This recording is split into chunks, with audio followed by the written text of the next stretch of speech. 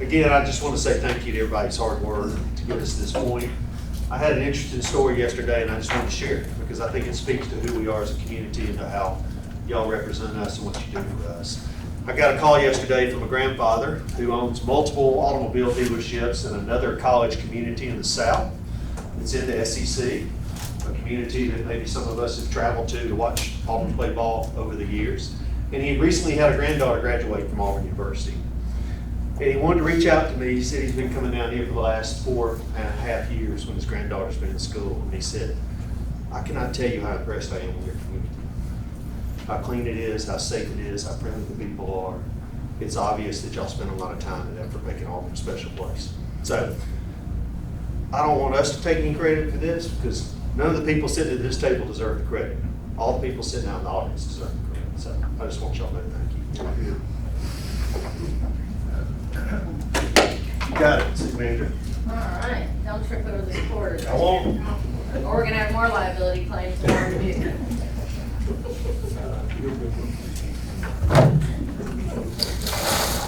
Okay, a couple of quick things. For the council in front of you, you have a large 11x17 that you still probably are challenged to read.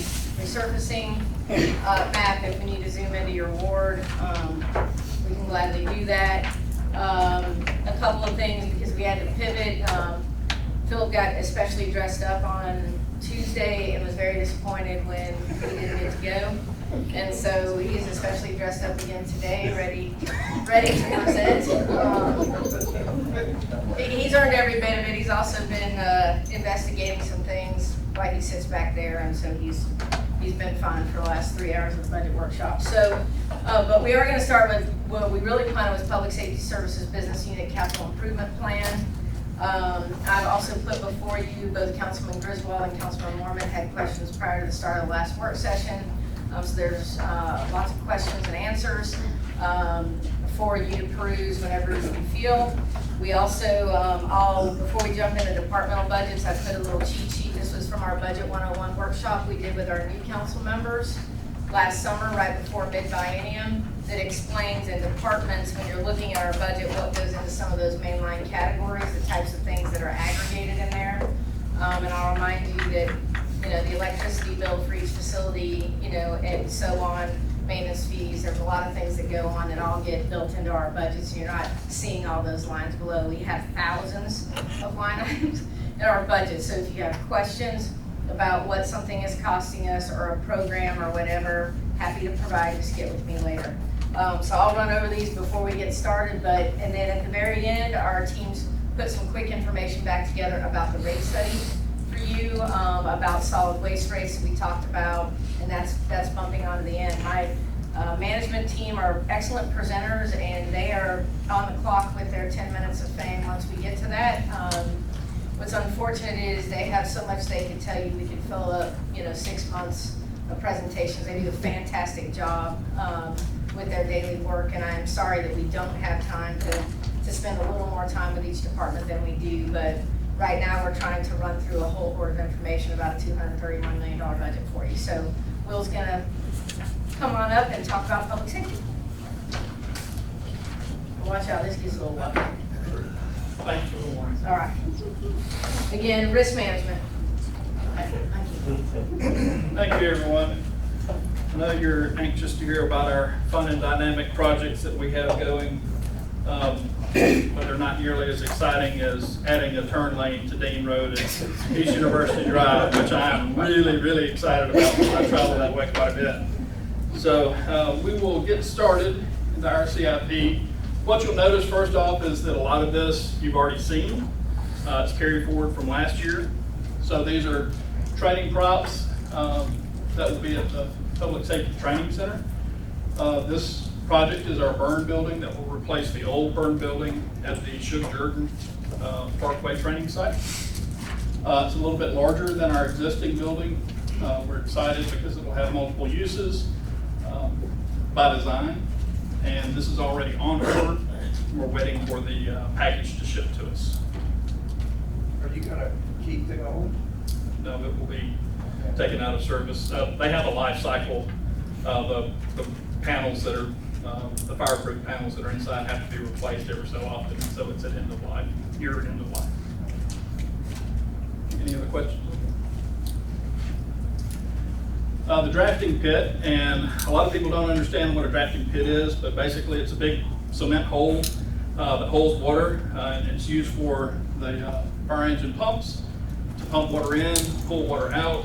It saves on all of the gallons, hundreds or thousands of gallons of water that would otherwise be wasted if we didn't have a pit to recycle. It can also be used for confined space training, secondary to the water pump flow. And we haven't started on this one, but intend to have it done in FY25. And again, down here, you'll see the layout at the training center. This is the classroom building here. This will be the search and rescue maze that we'll talk about in a minute. This is the training tower that is completed. And we'll have the burn building over here, drafting pit somewhere in this area. And then this is the temporary structure that we moved from the university property when we had the temporary fire station there. So we use it for storage. This is at 280 at North College at the bottom, the old rest area. Old rest stop on 280. Okay. Sonny has a question. So the idea is to take water out of the drafting pit and squirt it into the tower, and then it recycles somehow. So this is a cement pit basically that will hold water when they're doing the pressure testing on the pumps, the flow testing on the pumps. So water flowing into it, and then water pumped out of it to check the pumps on the engine. Instead of just spraying it and going down into a storm drain, you're recycling those thousands of gallons of water. Is there an exercise involved in this, training involved? There is, and I can let Chief Langford explain more if you'd like to hear the ins and outs I of don't want to it. delay the progress or training. Search and rescue maze, again, it is in this location. We've poured the slab for that. And we're utilizing, so this is a representation of a pre-constructed rescue maze. It's also made out of a Connex box. We've taken delivery of 2 Connex boxes that we've put adjacent to each other. We have another one on the way. And it will be designed in a similar fashion with removable walls, confined space, roof access for search and rescue training. And again, this can be used both by police and fire personnel. Other than the slab, we haven't started actual construction. We've put the slab in and then taken delivery of 2 of the Connex boxes. We intend to be finished with this one in 2025. What's new is the public safety facilities planning request. And this is for us to look into programming and design of public safety facilities in the near future. So this could encompass potential South Police Precinct that we've been discussing, or also some programming for the potential move of Fire Station 2 from its current location to a location to be determined closer to the West Campus. Any questions? Which station is Station 2? That's the one on Sugar Parkway.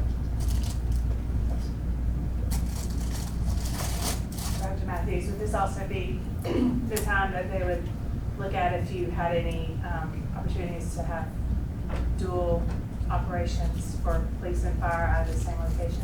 During that programming stage is when we would consider that. All right, capital outlay. Most of this is just typical police equipment replacement or expansion. I don't think there's anything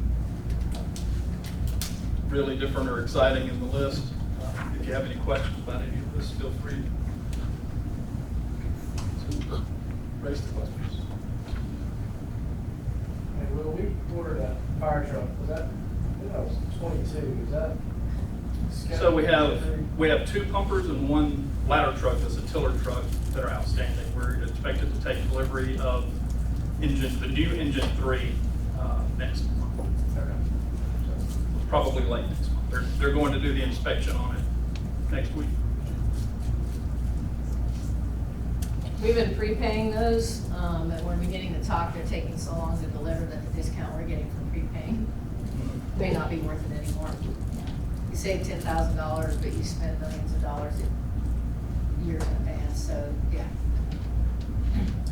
A lot of the advantage is just because you don't know what the increase is going to be over those years. We're debating. And a good example is the rescue truck that you recently approved. If we had ordered it in '25 and waited the 2 years, our vendor tells us that it would have probably been an extra 20% on top of what we paid this month. Any questions? Well, we're gonna go over the rest of the truck. Sure. So the rescue truck service, you know that we started ALS late last year, and you know, it's been very popular. Could you explain that as? Sure. Advanced Life Support is ALS, and basically for years and years we've been a basic medical response service, and so that's basic EMTs that can go and do basic first aid, but we always had to wait for ETS from the hospital to arrive to give any advanced care. So previously, the fire department didn't carry any drugs, they didn't have a heart monitor, they could only give that very basic care. ALS gives us the license to provide full life support service upon arrival. We do have a transport license, although we are not a primary transport agency. We do it as a supplementary service for East Alabama Health. So during their peak demand times, if they call us and tell us that, you know, they're stretched thin, they only have 1 truck available in the area or something like that, then we'll staff up the rescue truck and be prepared to transport if we need to. Additionally, if we have a mass casualty, multiple victim scenario, like a big wreck on the interstate or something like that, we'll go ahead and respond to that vehicle to assist with transport. As we move forward, we continue to look at how to build that service out. So currently, it's just at Station 1, and as we continue to grow our paramedic numbers and see how to better manage that program, we'll push it out to the other stations to cover the city. Will, the ultimate idea beyond advanced life safety support, responsiveness to our citizens is we will diminish wear and tear on our pumpers ultimately, because the vast majority of calls that fires respond to are EMS related. They are, and currently we respond to every medical call within the city, and you know, 9 out of 10 times that's with a pumper, a fire engine.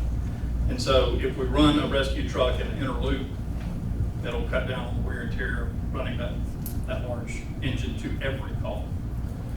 And it'll also allow us personnel to respond more efficiently to the fire calls. So ultimately, we've been in a big kind of testing phase that's proved well, or I wouldn't have recommended the purchase of the first, you know, brand new rescue truck to you, but we still have some work to do in terms of our functionality. As Will mentioned, Chief Langford and team have worked very hard on this. And you may see permeate in later years, but right now we're not ready collectively to say we're gonna recommend to you, we're gonna purchase 2 more trucks. Like we're not sure. Those are things that we've looked at. They're sitting in something long range, and we have a lot more discussions to have about how this works. And part of that was the truck you just approved be more full-time functional, and we'll see how that goes to then decide if we're gonna recommend further purchases to you guys in the future. But in the immediate future, there isn't any other purchase. That was a 24 adjustment, and that's it for right now.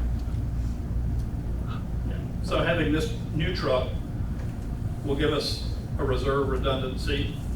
So currently we're using a used truck that we acquired from another agency. It has high miles on it.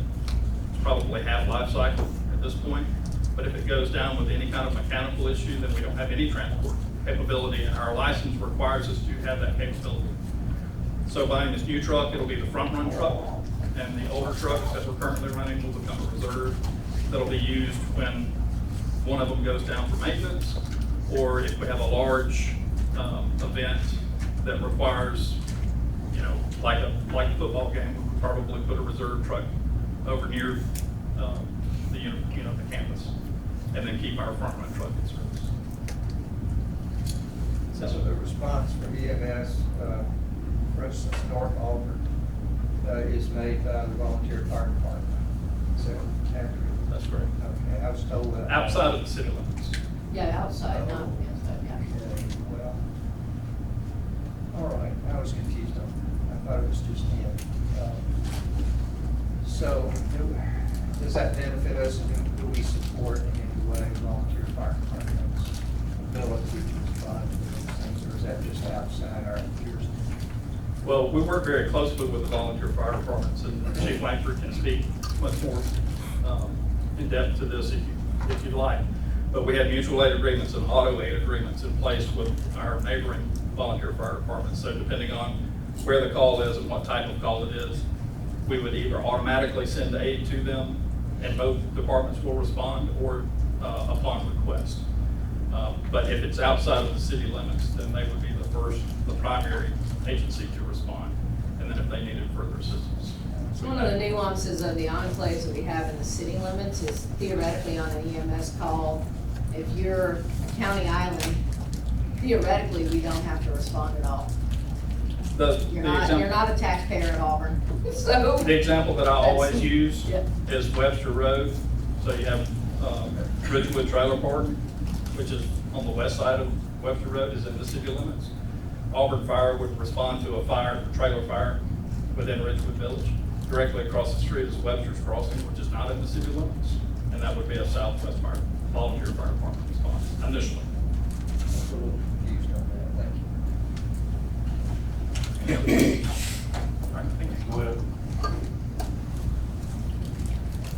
All right, we're gonna roll into departmental budgets. As I mentioned, the final little packets I gave you, just when you get into your departmental pages, that are further back, everybody's gonna give you the page of where they are.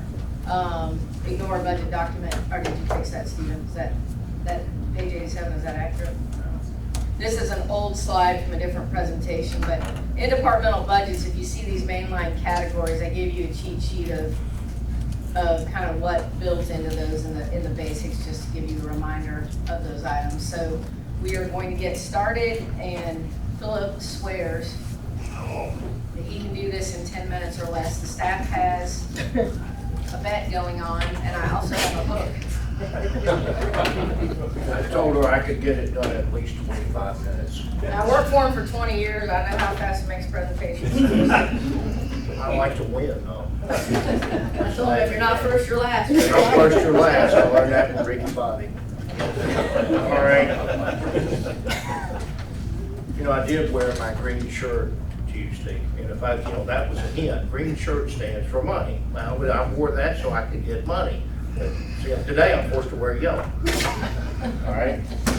We'll try to go through these very quickly, as Megan has so deftly instructed me, and I'll make sure that we do that. And I think the first thing we want to talk about, just some key accomplishments, is what's happened during industrial development during the last 2 fiscal years. We've had really good success. I'll give you some key metrics in a few minutes. We're having ongoing strong presentations, even though the economy is, at all accounts, interest rates have been a problem for us in terms of being able to generate and work with companies on expansions. We've continued to have those. We've continued to have new locations. We have to be just a little bit more creative, don't we, in how we're going to finance something. But we run a very aggressive build-to-suit program here. We own some real estate at our parks. So we're able to do a lot of things that a lot of communities can't do through the industrial board, and that's because of the years of support the city has given us, the IDB in terms of property and providing that and allowing us to develop first-class developments. So if you look, we're continuing to diversify. You look at the different areas. advanced manufacturing, aerospace, pharma, regular information tech. There's a reason, there's a strategy behind that. If you look up and down this corridor, when Hyundai went to Montgomery or Kia went to West Point, Georgia, you had, between those two, you have about 6,000 or 7,000 jobs. Another 8,000 were generated in tier 2, 3 suppliers, tier 1 suppliers, up and down the corridor. We decided to focus strictly on value added, which we've continued to do over the years, technology based, and so we don't recruit everything that comes down the pipe. So in automotive, we looked at the right kind of tech for us to recruit, and at the same time, we've been very careful to try to keep our base less than 50% automotive. Because if you recruit heavily in automotive, in the OEM, which is the big plant, if they get pneumonia, then all the other guys die. They don't get pneumonia. And so you have to think about how to manage your base. And we work very hard to manage the real estate and the base that we have. I think the most significant accomplishment was you, the council, giving us additional funding to acquire new land to develop. We call it the West Take Park Annex 2. I named those years ago, the North Park, the South Park, and the West Park, because it's easy for me as an old guy to remember. So we went that route. The annex is going to deliver for us another 260 acres of land. But what's significant about that is that with new programs coming online in the state of Alabama, you might have heard about Growing Alabama, about seeds. Well, we applied, and Megan knows this, and recently it was just released by the state. We received $2.8 million in Growing Alabama funds, which the IDB matched, and we were able to match that because we're able to sell some real estate, some property, some buildings that we own to different tenants. And so we were able to fully match that without impacting the general fund. The general fund buys the dirt for us, but we were able to fund those through grants and IDB generated revenue to build out those new parks. Then if you look at workforce development, I think the key there, we're continuing a very aggressive campaign. I'm sure everyone has seen on the bottom of the newspaper, Work in Auburn. This was something sponsored through the IDB. It was a targeted campaign to create opportunities to recruit and give a central area where every company within Auburn and some without not in Auburn to put on that web page the openings they have in their business. And so it's been a very, very successful endeavor that's done through our workforce group. Amy Grabham has done a great job with that. One of the things that I'm really excited about, I told Megan we'll invite the council when we're ready to go. We negotiated an agreement with GE Aerospace. They're going to donate a significant dollar amount of additive machines to the IDB. We're going to create an additive manufacturing center or additive training center in one of our buildings at ACDI. The building's prepared and ready to go. We're just putting the finishing touches on our MOU with GE. But this is going to be a very significant event, giving us a training capability to really grow GE Aerospace here, which, by the way, you may not realize it is the main manufacturing operation in the world for GE Aerospace to manufacture additive components.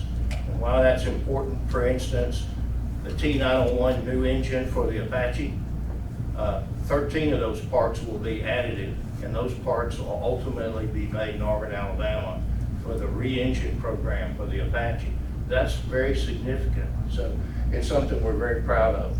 And again, we've been doing talent attraction.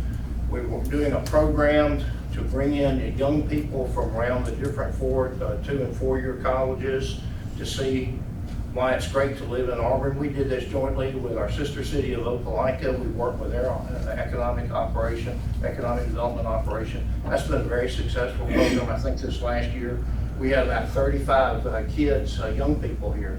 I thought that was great. Again, we're continuing to work with ICAMS. This is a major partnership with us, between us and the College of Engineering, which is an advanced manufacturing center. If you'd had a chance to tour this, you need to see it. It's unbelievable. We have every kind of 5-axis CNC machine you can imagine in there. There's not another machining operation in the state as diverse as this.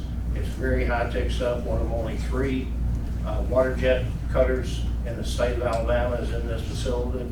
So we're very proud of that. And again, that's a really enhanced training program. And of course, we're continuing to look at ACDI. We've got a business center that we're building out there now. That business center is made possible through a grant we received. Megan was able to come to us and tell us, hey, here's an opportunity. And the folks that we had brought on to represent us gave us a chance to win this money, and it was big, $3 million to build this training center. All right, the next is entrepreneurial programs. This is a relatively new area we're in. We're just a couple of years, but we've worked in it for years, but we have a dedicated person now, and Andrea Mitchell, and she's doing a great job. So she's doing programs with Auburn University. We're pushing startups, entrepreneurial activity. They're based out at ACDI, and once we move and get the business center open, the front building will be purely an incubator, along with 2175, called the Yard, which is the railroad cars. That's also a major incubator facility. We have one of the biggest ones in the state, actually. A lot of people don't realize that, but we have several companies now, and I'll tell you in a minute. We're looking forward to that. And we've created a new Auburn Tech Collective through working with the Chamber, which is other community groups. And of course, if you look at the key metrics for us, in the last couple of years, you see we've had 14 expansions, 5 new locations, 6 new locations rather. That's about $420 million announced capital investment. And so 930 jobs, those are announced. You know, businesses are like people. They're young, they're energetic, they kind of mature, they get a little old, and so you have to constantly manage your base. You're gonna have a company that's been here for a while, they're gonna decide for some reason, corporate or otherwise, to close. You've got to reuse it. If it's a building that we can gain control of, you've got to reuse those, you've got to continue to turn those over and create jobs. That's very important, because never forget, economies are driven by economic generators, key ones. We have a major one in the university. We didn't have one for years and years in industry here. We now have the second largest generator of occupational tax in our budget are the industrial and tech parks. That didn't exist prior to 1995. That's been a major addition to solidify our budgets and to help us do other things. All right, in workforce, we're continuing to do hiring events. One of the things I was really proud of, through work in Auburn, through some other things and job fairs, we put just having openings. We placed over 1,000 people during the last 2 budget years. Amy's group did. And so that's very, very important. We're continuing to work with, again, with GE and continuing to work with the community college. And then if you look at entrepreneurial, those little incubator things, we've got 14 companies in there with about 40 employees, and we're growing those. And it's a program that we're really developing even further. We're going to commit more resources, but I feel like we've got a great effort there, and we're doing a pretty good job with pushing entrepreneurial startups. They're a lot harder to finance, right? So we have to have a way for the city to be able to step up and help with those guys and help get them underway. And that's it. Who had Philip going over? Raise your hands. I'll never forget it, but. You did a great job, Phil. You did. You were within the 30 seconds. I'll try to answer your You question. did great. You're fine. Any questions? Thank you, Philip. I'll say this, we're going to have a very good fall. We're going to have a major announcement coming up very soon. Megan knows about this. We've got a couple in the pipeline, so we appreciate the support the council's given on board.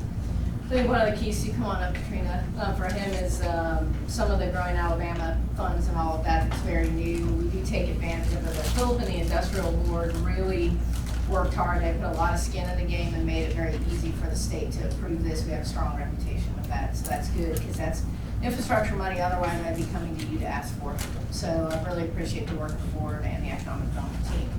Trina, All right, good afternoon. and the rate study comes later, so Trina doesn't, Yes, she's yes. not doing that. So now. we'll talk about Yeah. the rate study later and answer any Yeah. budget questions you have about that. So I'll just review some of the key metrics that we have as it relates to environmental services. So as we go through, just remember that we have 3 different trucks that come by your home every day. So you have the garbage truck, the trash truck, and the recycling truck. So the trash truck for us is your recycling green waste truck.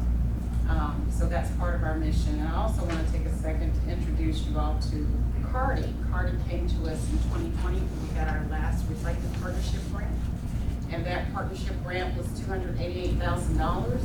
And we have been able to keep Cardi going, and you'll see Cardi on all of our Recycle Auburn trucks as well as all of our garbage trucks. So Cardi is visiting some students here, and she's got her AI robots with her, and they work in our materials recycling facility. And what they do is they determine whether or not these kids know how to recycle. So we challenge all of our kids in our school system to be the captain of recycling in their home. So we ask them to pay a little more attention to it and to make sure they're recycling right. So, Cardi. Some of our other initiatives are V-Card Smart. Moving out, these are notices that we put in some transient areas. This is something that I had discussed, and Councilwoman Beth Whitten may not remember. It was many years ago when we did a cleanup on Drake Avenue. So Yes. this has been in place, and it's been revamped and transitioned several times, so that moving out program targets our rental homes. We work with rental agencies across the city, those realtors. And anytime someone is moving out, they get these notices of what to do, so things don't look bad while they're moving out. We have a collection guide in terms of how your items should be placed curbside in order to ensure quick collection. And then, of course, we have our pets and our fleet services division, which is responsible for all of our vehicles. So here you have our solid waste and recycling commodities division. From 2021 to 2024, we added 1,400 customers, a little over 1,400 customers. And if you take that average in terms of the number of customers and the number of recycling customers we have, which we have 82% that recycle, then you end up with 1.7 million stops. And we're doing that with 22 employees, which is phenomenal. Our goal in terms of complaints has always been 0.25%, and that's 4,300. We met that goal with 0.14%. Majority of our complaints come from carts broken in a life cycle. 4th of July is always somebody put their fireworks in the party. And those are paid for by the resident, so they do have to pay that cost. We have to pick up a part that has been damaged. We completed over 4,400 work orders. We had 18 workshops and presentations where Cardi was going into different classrooms. And we work with different organizations, homeowners associations, various, in order to organize waste collection and recycling workshops for their neighborhood, because everybody wants to make sure they're recycling right. Everybody wants the extra little cart. We've covered over 11 million pounds of recyclables over these last couple of years, which is 346,000 pounds more than what we expected. So you'll see here in 2017,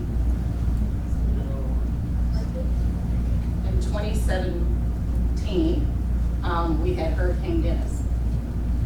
So Dennis had a big impact over our bulky yard debris, and since then we've been adjusting. So the last couple of years we've done pretty good with storms.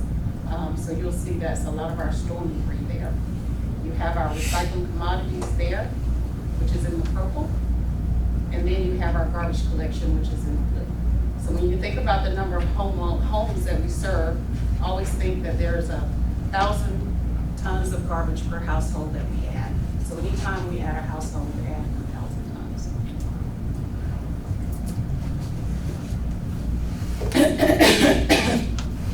So in 23, 24, we had over 23,000 tons of bulky debris.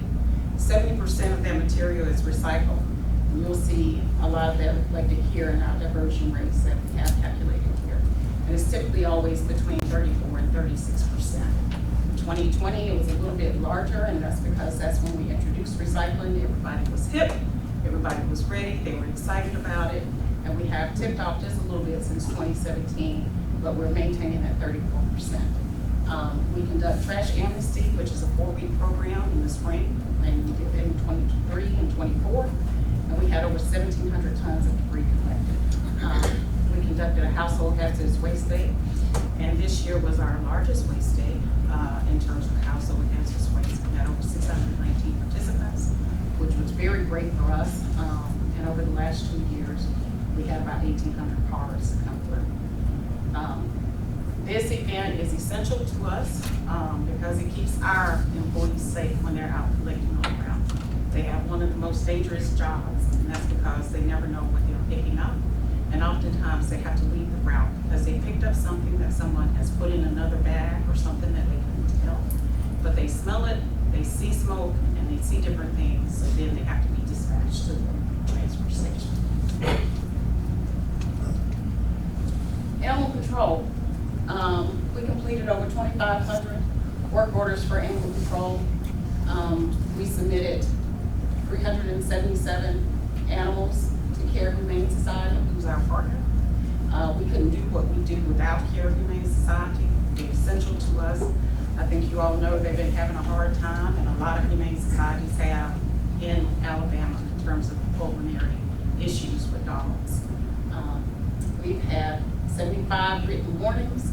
We returned 145 animals home, and that's essentially what we try to do. If the dog is chipped, we try to take it back home and see exactly what happened. We fix fences, we do a lot of things because we don't want to take an animal unnecessarily and charge that resident money to get that animal out of jail.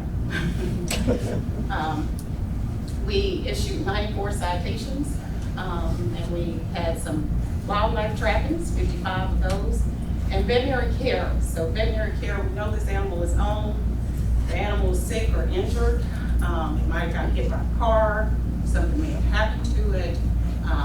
We contact that homeowner or that dog owner, and then we tell them where they can get their dog from. So it's all veterinary care for that dog.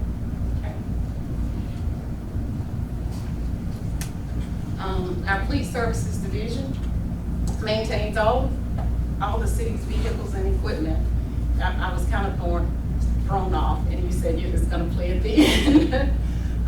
We have an estimated value of $28 million, and we have over 60 automotive service excellence certifications. We completed 5,500 service requests as compared to 21, 22, which was 5,100. So being in our new location has helped us increase productivity. We have more room, more space, and then we have one additional mechanic. Our fleet traveled over 3 million miles as compared to 21, 22, and that's a 22% increase. So if you would like to show them inside of the Fleet Services Division. You said 3 million miles a year? 3 million miles over those 2 years, 23, 24. By the way, I did the math because putting all that in my head. So it's 301 stops per day per truck. Well, not necessarily per truck. Well, on the average. On the average, that depends on how many trucks you're, we own. 22 trucks. 22 trucks. At 1.7 million stops a year. You got it. So this is the inside of our Fleet Services Division here. This is our cleanup day. We've got an opportunity to get the drone to fly through, and I just want to show you all some footage. And just to say that we appreciate our new digs, and we love those, and thank you. Any questions? You animal control people have to knock on doors of citizens because you are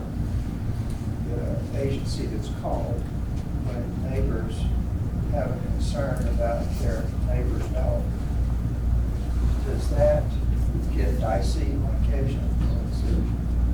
Well, we're often involved in issues like that. Our care and concern is about the dog, the animal. So we have an ordinance to enforce, and as long as that ordinance is followed and that animal is cared for, we're good. And that dog is kept up. And typically, after we speak to both parties involved and tell them, just how serious the matter is, we have to get APD involved, then they have a good understanding. Typically, it's about barking, if that's the situation. But also there are times they will take a police officer with them if Yes. they've known that there's hostile folks or what have you. There's a variety of scenarios in which they run. Yeah. So how easy or hard is it to capture, wild animals like foxes and stuff? We're going in my neighborhood. Yeah, well, we work with USDA in terms of foxes and animals, because they use foothold traps. So it just depends on where it is and what it is as to how we work with USDA in order to capture it. Okay, so where it is, I wouldn't know. I just sometimes get out my truck and I see a little fox just running across the street or running down the street, but I don't actually know where he's located. No, but just you telling us his territory that he's traveling and helps us, because most foxes will travel 22 to 24 miles a day. Okay. So as long as we know that he's got a pattern of showing up there, then we can diagnose his travel pattern. Okay. I just I got you, but I don't know if you want to trap in your yard. No, because somebody else is stepping in. Any other questions for Katrina? All right, thank you. We'll see Katrina again and get into the rate study side. All right. Tyler Witten has a family emergency and has for several days now, so we were going to have an excellent stand-in. So Ashley is going to run you through the cases. She's one of Tyler's right hand. There's a number of them also sitting in the back of the room.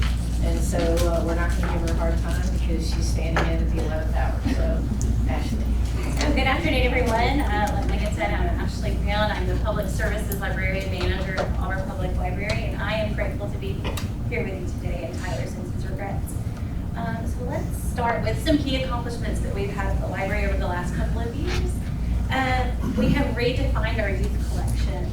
So that's included adding 2 new categories. Those are Readers Plus and Middle Grade.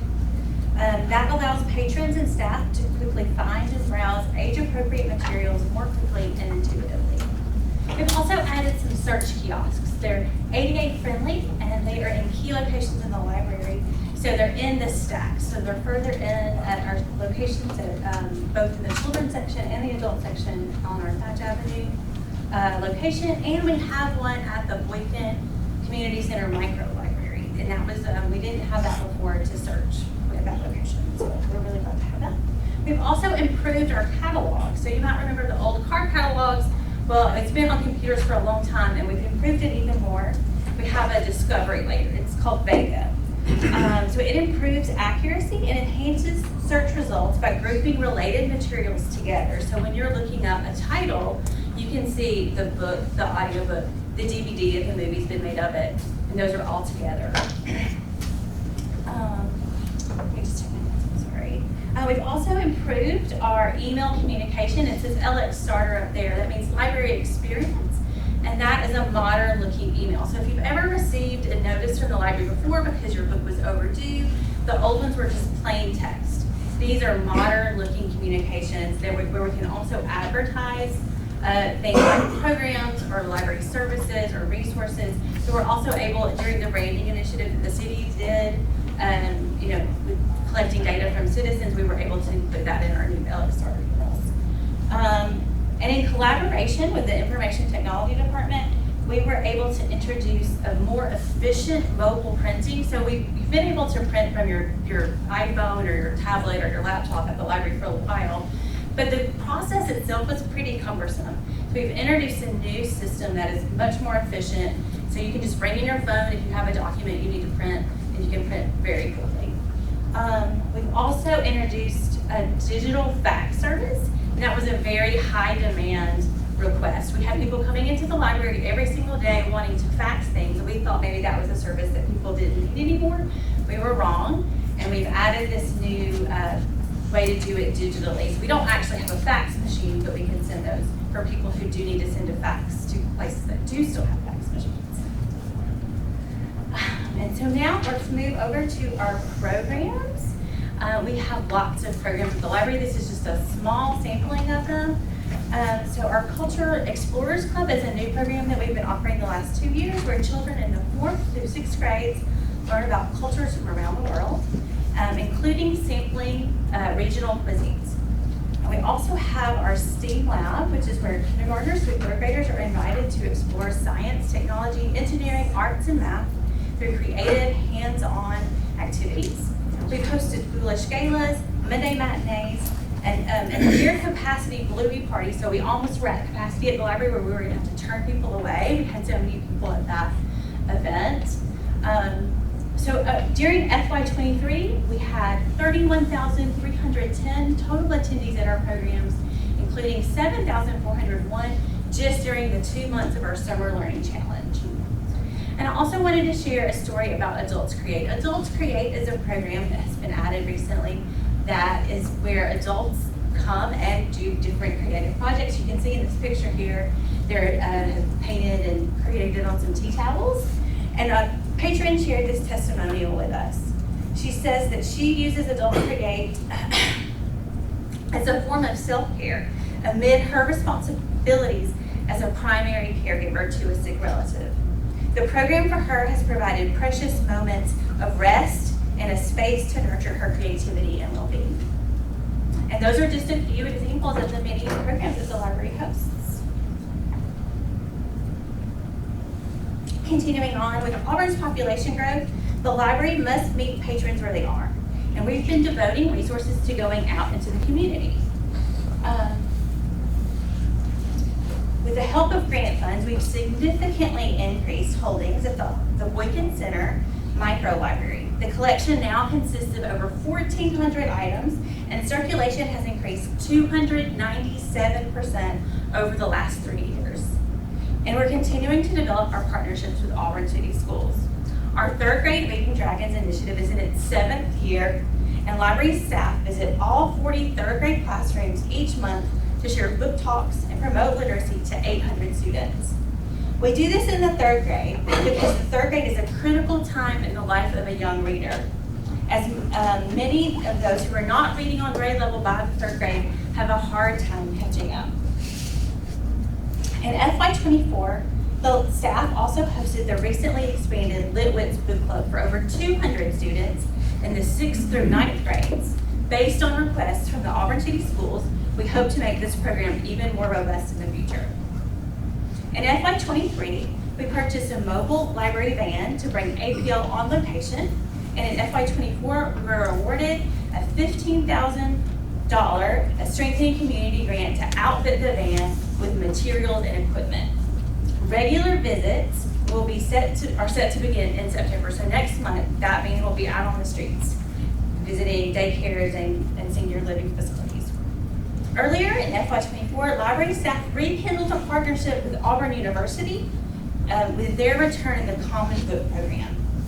So this fall, that Common Book Program features the book The Music of Bees by Eileen Garvin, and APL staff are serving currently on the AAU Common Book Program Steering Committee, and APL will host community programs related to this title. We believe that the requests of our patrons come first. Collections are always evolving, so based on the needs of the community. To help us maintain a variety of collections, we encourage users to reach out to us however they wish to let us know what materials would be meaningful to them. We recently added to our holdings unconventional collections. These include board games that you can use at the library, 3D pens to 3D print creative art projects, and the recently added Seed Library that was established as an ongoing partnership with the Auburn Blue FFA chapter. While our collection is smaller than average than most libraries in Alabama, we circulate 7.97 items per capita. which is significantly higher than the state average of 4.5 items per capita. This illustrates that we experience robust circulation through a small collection. Our focus on community input is yielding high return on investment on collection spending. Excuse me, my mouth is really dry. Yeah, that'd be great. Regarding collection spending, the library ranked 13th out of 14. I'm so sorry. I'm sorry. I guess it's that dry in here, so y'all right.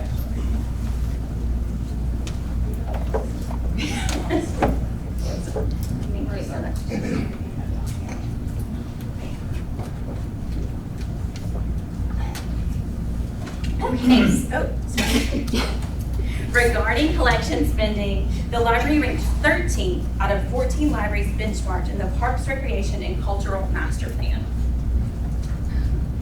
For the materials expenditure per capita, the consultants recommended increasing spending to at least the median of $6.50 per capita.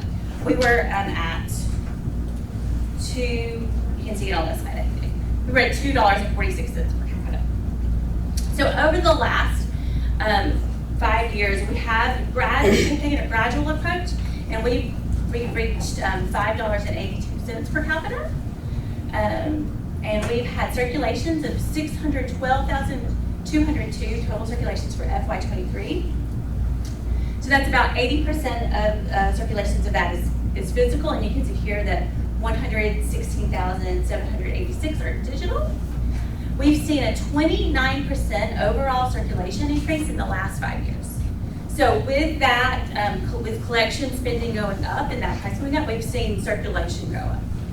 Almost 30%, which is a large percent.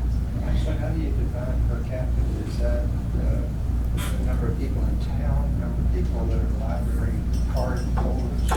Yeah, so per capita is just the number of people who are Auburn citizens. Yeah. Yeah, so that's how, yeah, Auburn citizens. It's based on our population. Based on the population numbers, that's exactly right.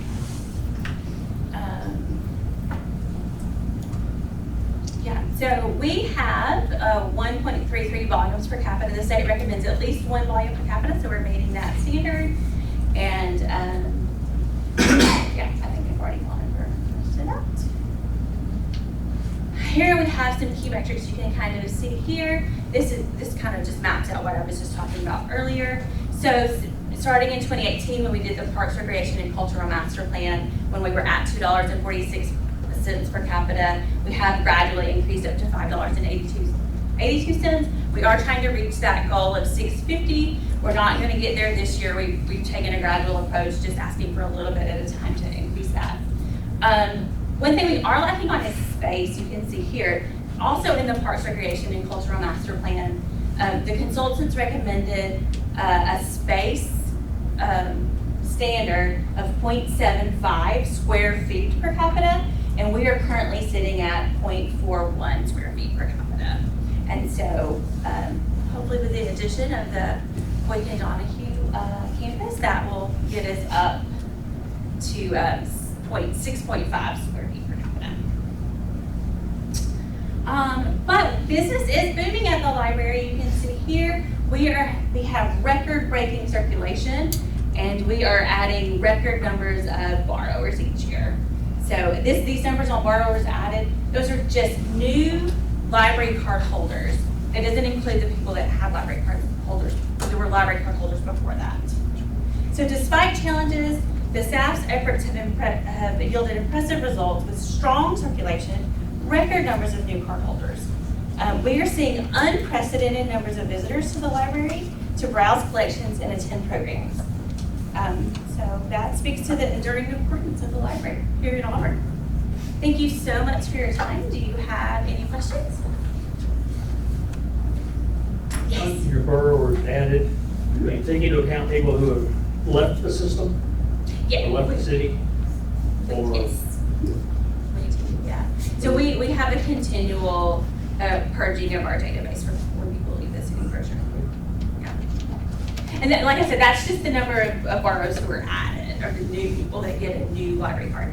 So if you've already had a library card and you just didn't come to the library for a while, that you're not included in that number. Yeah. So, and I have some other numbers too, like, so our total library card holder database right now is 23,593.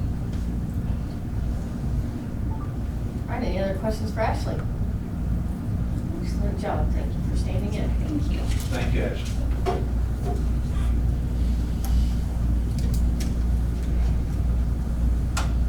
All right, Public Works. Now, I'll caution you, Dan is a data guy, so here it comes. Great job with data. I'll go light. Dan had a lot of slides, we pared those back. He can tell you about Public Works. This is what I love though about the department heads and our management team in general. People are very passionate about the work that they do. We're very fortunate in the fact that they can provide you metrics 6 ways to Sunday. They do an excellent job with it, and there is much data to come. So, Dan, go ahead. Go get it, Dan. Good job. You're on page 137. I do, I appreciate this opportunity to speak to you today proudly about the Public Works Department and some of the accomplishments that we've had over the last several fiscal years. Just a quick recap of our mission in Public Works. In short order, we maintain and repair city facilities and infrastructure. So all infrastructure minus water and sewer and our private utilities falls within the Public Works purview. It's a vast amount of infrastructure, extremely proud of our staff and what they accomplish on a day-to-day basis. And I think some of these numbers will reflect exactly the breadth of what that work entails. So our Public Works organizational structure, the way that we tackle our day-to-day operations are, we have a 4 operational division structure. That's our maintenance division, our construction division, facilities maintenance division, and landscape and sustainability. Previously, there were 5 operational divisions. If you recall, we had a right-of-way division. That is now housed within landscape and sustainability. So that's a single division within our department. And then we have our administrative division supporting all of these staff. So our maintenance division with a staffing level of 10, and if I didn't say that before, we are currently at a staffing level of 50, so 50 full-time staff members for Public Works. 10 within our maintenance division with a core services of asphalt repair, asphalt patching. We do asphalt crack sealing, as my father-in-law likes to say, the hieroglyphics that we paint all over the roads. There's a purpose to that, is to improve the durability of our asphalt roads, and improve the life cycle of that infrastructure. We do storm sewer maintenance, storm sewer repair, and storm sewer installation, and we also do the easement maintenance associated with those. As far as the statistics on growth, as a city, we have gained 20.5 lane miles of roadway in the last 3 fiscal years. So we are currently at 729 lane miles. We have grown 20 miles of storm sewer, so storm sewer piping and open channel by 20 miles, and then we have gained an additional 1,358 associated appurtenances or infrastructure related to those assets. So that is a substantial increase. Across the board, what you'll see is approximately 10 to 20% increase in our infrastructure over the last 3 fiscal years. Our construction division, this is our crews that work on all of our concrete, so sidewalk repairs. They do retaining wall construction on sidewalk jobs. We do curb and gutter repairs, curb inlets, so storm sewer inlets that you see along the roads where the storm water enters off of the roadway. Those inlet tops do get hit from time to time. They do deteriorate, so we do the repair and replacement of those. And we also do traffic calming construction, so speed bumps throughout the city. Whenever those are authorized by City Council, brought to you by Engineering Services, Public Works constructs them. So we've seen, again, an increase of 36 miles of sidewalk. We've seen a 40-mile increase of curb and gutter, and 5 additional traffic calming devices. And again, a lot of these are installed or maintained, or installed and maintained by the Public Works Department. We have our facilities maintenance division. So this is with a staffing level of 5. We maintain currently 500,000 square feet of city facility. That's roughly 250,000 square feet of conditioned space and 250,000 square feet of open structure. So that's predominantly our Gay Street parking deck and our Wright Street parking deck. They fall within our purview. This does not include parks facilities. It does not. So thank you for that correction too. No, it's just everything but parks, basically. Correct. But again, core services are janitorial and custodial servicing. We do routine building maintenance. That's everything within mechanical, plumbing, you name it. We do it. Routine building repairs and then facility contract management, and I'll speak a minute to that in our core accomplishments. We have increased approximately 100,000 square feet of conditioned space, and we've now taken full acceptance of the public safety building. That's no longer under warranty, so it falls under our purview. Fire Station 6, and then the new ESPW campus, Environmental Services, Public Works. So our footprint obviously expanded when we moved. Our landscape and sustainability division, we're in staffing level of 23 when you account for right-of-way services as well. They do all of our landscape maintenance and installation, landscape design services for the city, urban forestry management, so all of our tree assets, tree removals, tree assessments, tree replacements. We do the mosquito abatement services for the city. That's a per request service that we offer at no cost to our citizens. We do seasonal decorations, so that's all of your holiday decorations throughout the city. Now, if you were curious, those start in the 1st of November and we finish by Thanksgiving is always our target goal. Now, we started it now actually about a week earlier, so it now takes us 3 or 4 weeks to complete those installations. The staff do a great job. I think it's one of those elements of our city that just makes it unique character. We also do sustainability guidance for the city, but we maintain all the city grounds. That includes the additional new facilities that I mentioned. Downtown Auburn, that's a separate crew that maintains downtown. That's a 24/7 operation. We do all islands and medians and then cooperative maintenance areas, which are our interchanges, cooperative maintenance agreements with DOT. We also have a memorandum of understanding with the university on the islands and medians on South College and Magnolia. Our right-of-way program, core services are street sweeping, bush hogging and mowing, cutbacks, this is vegetation, woody vegetation cutbacks, litter patrol, and downtown maintenance. We've acquired an additional 70 acres of right-of-way, so with those roads that we were accepting, whether it's county transfers or new roads accepted by the city, that's an increase of 70 acres of right-of-way that we have to maintain, mow, do vegetation cutbacks, you name it. And then we also maintain, yes, our downtown urban core, including the parking decks. Yeah, is that your new pretty street sweeper? It does. That is our brand new street sweeper. I put that in there just for you, Kelly. I had a different picture in there, and I went out yesterday specifically. I said, you don't want to see that. There you go. So yes, that is our brand new unit. I expect to have training and put that into operation hopefully in the next couple of weeks. Same model. It's got a few new bells and whistles to it that makes it a little bit easier to maintain. But it still comes just as early in the morning. It will. It's still come 4 a.m. 4 a.m. Yep. So, as far as key accomplishments, these are just some of our statistics with our urban forestry program. We have had a significant increase in our tree inspections. That's just an increased effort by staff. We recognize that these assessments are based off of our need to make sure that we are keeping our citizenry safe. So we put an emphasis on our tree risk assessments to make sure we have a safe urban forestry. We planted over 200 trees in the last year. We've logged 200 volunteer hours. And then we've got some statistics on what we spend per capita just on urban forestry, and then what the environmental benefits are to the city just for that urban forestry. So, urban forestry are just our street trees. Those are the trees within our purview and at our city facilities. As far as other accomplishments, we've completed the Camden Ridge sidewalk expansion. That was just less than 2,000 linear feet of sidewalk in Camden Ridge. We had drainage and handrail improvements, and then we also like to say that we had minimal impact on the right-of-way. So this was an installation that we did. It looked like it was always there. That's what we try to do. We try to go in and make sure that we leave the place better than we found it. We also installed we replaced 20 parking kiosks downtown and installed 6 new parking kiosks. And this was a joint effort between us, information technology, and our engineering services department. We continued our commitment to prioritizing ADA compliance and PROAC compliance with our sidewalks. We've done more than 100 sidewalk patches. That's an underestimate.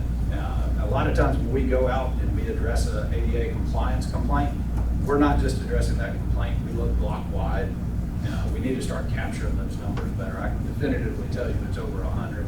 We did one response the other day to a complaint, it was 35 patches.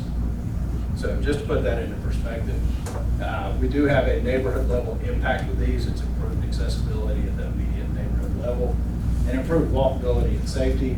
This is one that we had reconstructed over there near Direct Middle School.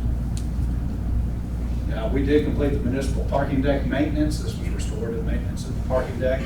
That effort included waterproofing, so improved durability and safety, and then improved drainage. And we're continuing our efforts actually in the next week to complete pressure washing of the parking deck. So that'll be done as well. Dan's hitting all the We buttons are. right now, look at him. He's Going a smart guy. strong. Can't stop. Yeah, so we also, as far as our streets, drainage, and parking, we patched over 131 potholes. That was roughly a 20% increase in our pothole patching. That's what you see here is the distribution of the potholes that we patched last year. 20 lane miles of crack sealing performed. We addressed 83 drainage complaints, and we completed the restorative maintenance of the A Street parking deck. As far as litter patrol, we're projected to have collected 9,000 bags of litter this year and logged 5,500 hours of volunteer hours. These are partially at the assistance of our judicial sometimes, but we appreciate them nonetheless. They perform a critical service to this city, so we're thankful for that. So as far as our facilities maintenance, they logged over 433 facility service requests, and again, those include all mechanical, electrical, plumbing systems. We're seeing a general increase, about 10% right now across the last 2 years of our service requests, not just for facilities, across the board with public works. That's our increase. And we procured contracts citywide for pest control services, emergency generators, and uninterrupted power supply. Our emergency power supply system priority first. And next up are our HVAC systems and fire inspection, fire monitoring. How to do? How many time-wise? I got a Fine, question. we ask you questions about right on. I got a question. Yes, ma'am. Okay, I live on William Street, of course, everybody knows. On Fraser Street, you know, we have a lot of students moving in now. So I noticed on Fraser Street, when they moved in, there is a resident there that's cutting down a lot of bushes. But they put them on William Street. So I just, is that you? This is Katrina. Oh, that's Katrina. Yeah. I get confused as Sometimes If it was it's city, from groups, if it was city stuff, Dan's crew would cut it down and Katrina's crew would come pick it up. Okay. There we go. So That's a solid waste enforcement issue, so I'll have our solid waste enforcement officer go out, and if you can give me the address, so that we can speak with that homeowner and tell them what the rules and regulations are, and then we'll get that material collected. okay. Because it's been, I mean, they've been doing it since they start moving in and everything. So the pile is getting higher. Oh, I'm sorry. The pile is getting higher and higher and higher. Okay, I got it. We actually put in a service request. Okay. So we'll both be looking at Okay. it. Sir. And what aspects of y'all's department is contracted out? So there's many aspects that we contract out, so we try to balance our services with contractual services to meet whatever budget is necessary to meet city services. So everything from, again, janitorial, pest control, a lot of our preventative maintenance, we're seeking to contract out. We do contract out maintenance of our landscaped islands and medians, the vast majority of those. We contract out 2 of our interchanges currently. So interchanges being the Buc-ee's, so exit 50 and exit 51. Exit 57. 51, we expect to come online sometime in the future. But we also contract out various repair services beyond our capacity or beyond our technical expertise. And that accounts for the increased contractual services that you asked for this year. Some of that was the swapping around, you wanna? It was. So we've assumed full responsibility for maintenance at various facilities, and although we've always done that, we shifted monies from accounts that were previously used in other departments over to public works, and that was just to streamline that effort to make sure that we were accounting for all our monies and efforts. And we went through an arduous process of checking, and in essence, it's a no double dip on this, which is Public Works is managing things, but the funds had to come out of other people's budgets, so we offered to move the budget funds to Public Works for a total. And just to be sure we were trimming up and it wasn't double counted, once in Public Works and somewhere else, so. Yeah, I didn't dare walk in there without having those numbers shored up. Where we were swapping.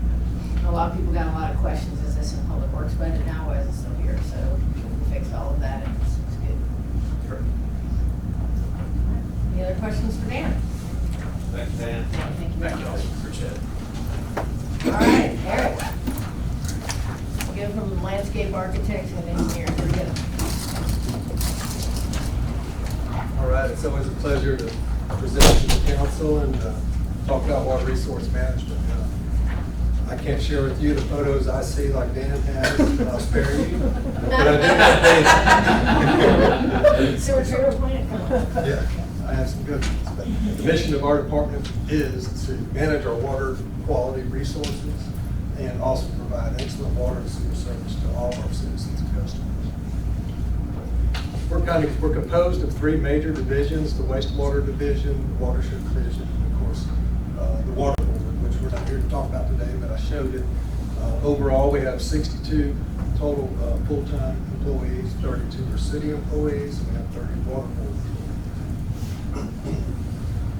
So getting right into some data on the water collection side, we're responsible for and maintain over 350 miles of sewer mains. In the last 2 years, we've added 10 miles of sewer mains to the system.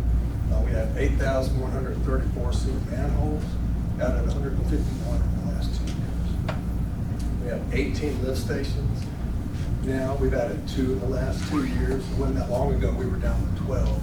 But gradually, as we've grown, we've added some, there's more on the way. Total sewer customers were up to 23,167. That's 712 new sewer customers in the last 2 years. Grease traps, we're up to 224 grease traps. We still just have the 2 sewer treatment facilities. One of them, the north side plant, is mothballed and acts as a lift station now. And the H.C. Morgan plant is where all the treatment occurs right now. Veolia Water helps run those plants for us, and we manage their operations. Here are some fun facts or statistics for you. Last year, in 2023, we cleaned 238 miles of sewer pipe. We've maintained push-off 26 miles of easements. We performed 1,037 sewer lateral inspections. Line locates are always big. 13,407 line locate tickets we had to process. And after-hour calls, we had 160 after-hour calls last year. Believe it or not, most of them were for locates. 83 were for line locates and 77 were for actual sewer issues. As far as total wastewater volume treated last year, 3.3 billion gallons of water. That comes out to about 9 million gallons a day average. Watershed management, that's a big part of our program, of our division. Main responsibility is managing the MS4 program, stormwater program. That involves public education and outreach, tracking down illicit discharges and eliminating them, construction site stormwater runoff, erosion and sediment control, post-construction stormwater control, and then on municipal facilities, pollution prevention and good housekeeping. That's actually one of the requirements. We have to monitor all the facilities in the city. The other big part of the watershed division is Lake Ogletree Watershed Protection Program, which helps provide protection to our Lake Ogletree, which is our biggest water supply source. And then the Safe Harbor Agreement on Chihuahua Creek, where we monitor for sinkholes to ensure there's proper stream flow for all the fish and mussels that are out there. Some fun facts from the watershed division. Last year, we did 1,710 inspections on 120 construction sites. We had 19 NOVs. Had to issue Eric, what's an NOV? notice of violation. That's when they don't meet the requirements that are set out in an inspection report. They have so many days to fix it. And if they don't, they get an NOV. And then if they don't fix it after that, then they get a stop work order. So we, last year they collected 2,742 water quality samples, and they investigated 4 illicit discharge complaints. So it's not too bad. Eric, what's that NOV number compared to recent years? It's about standard. It's about average. Public education and outreach, we're very active out in the community. Marla Smith has done a great job with that. We're involved with the Lake County Water Festival, Earth Day activities, city downtown trick or treat, after school programs, Bark in the Park, city Easter egg hunt, multiple stream cleanups, neighborhood cleanups. We're at Camp Kaleidoscope, Camp Chewakla, Hometown Heroes. We're very active out, especially reaching out to the youth in the community. Some key accomplishments. This was a big one. Through all the work we've done at AC Morgan, we were able to re-permit the plant from 11.2 billion gallons a day to 25 MGD capacity. So that's a big one. We completed the AC Morgan Stream restoration and bioretention project. Had a lot of help from the Dan's department, appreciate that. That's very successful. We're currently working on the HC Morgan clarifier weirs and baffles and skimmer arms. Remember the task force coming through council for that. And then we completed sanitary sewer evaluation surveys in the Auburn University Basin, the Willow Creek subdivision basin, the Ball Basin, and we call it outfall. And we recently completed the design of the Auburn University Willow Creek rehab project, which you may recall, we just awarded a contract to actually go in and do that rehab work with council. That project will kick off this fall. And then we recently completed the north side sewer model, and we began the development of the south side sewer model. And that's a very important tool to help us keep up with growth in the community as we move forward, to see where our weak spots may be and where we need to make improvements. Performance goals, we want to bush hog and inspect all our easements at least once a year. Clean and inspect a minimum of 50% of our system each year. Inspect all of our grease traps quarterly. That goes a long way in helping prevent SSOs in our system, so it's very important to do that. Respond to all locate tickets within 48 hours. That's actually the law. And we do a pretty good job of doing that. Initiate all erosion and sediment control inspections within 24 hours after each 3/4 inch rainfall event. We currently have 120 active sites. And we have basically 2 inspectors that do the bulk of that work. They're very busy. And then respond to all fix-it inquiries within 24 hours if possible. Eric, what's a locate ticket? Is that when they want to find the stub where to connect to the sewer? That's anytime there's a construction activity they're required by law to call it a locate ticket. So all the utilities can go out and locate where the water, sewer, power, and gas, cable are, so they're not damaged. If we don't locate it and they damage it, they're off the hook. But if we locate it and they damage it, then they're responsible for the repair. So, plus, if you're dealing with power or high pressure water, it can be dangerous, something like that. So try to locate these. Department goals. We want to increase the capacity of the north side transfer lift station. We're currently working on a design for a new EQ basin to help us handle surges coming into that. Increase the sewer collection system capacity where practical.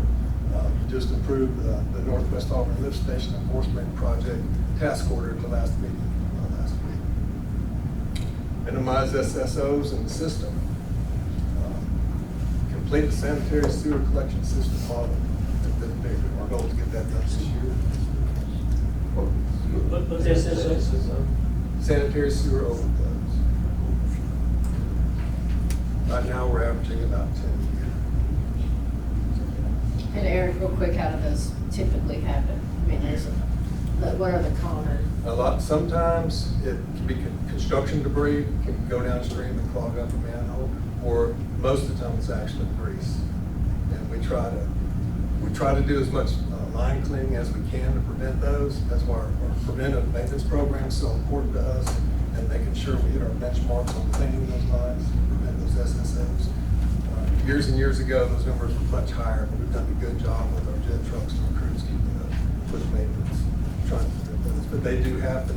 It's impossible to stop them all, so we do our best.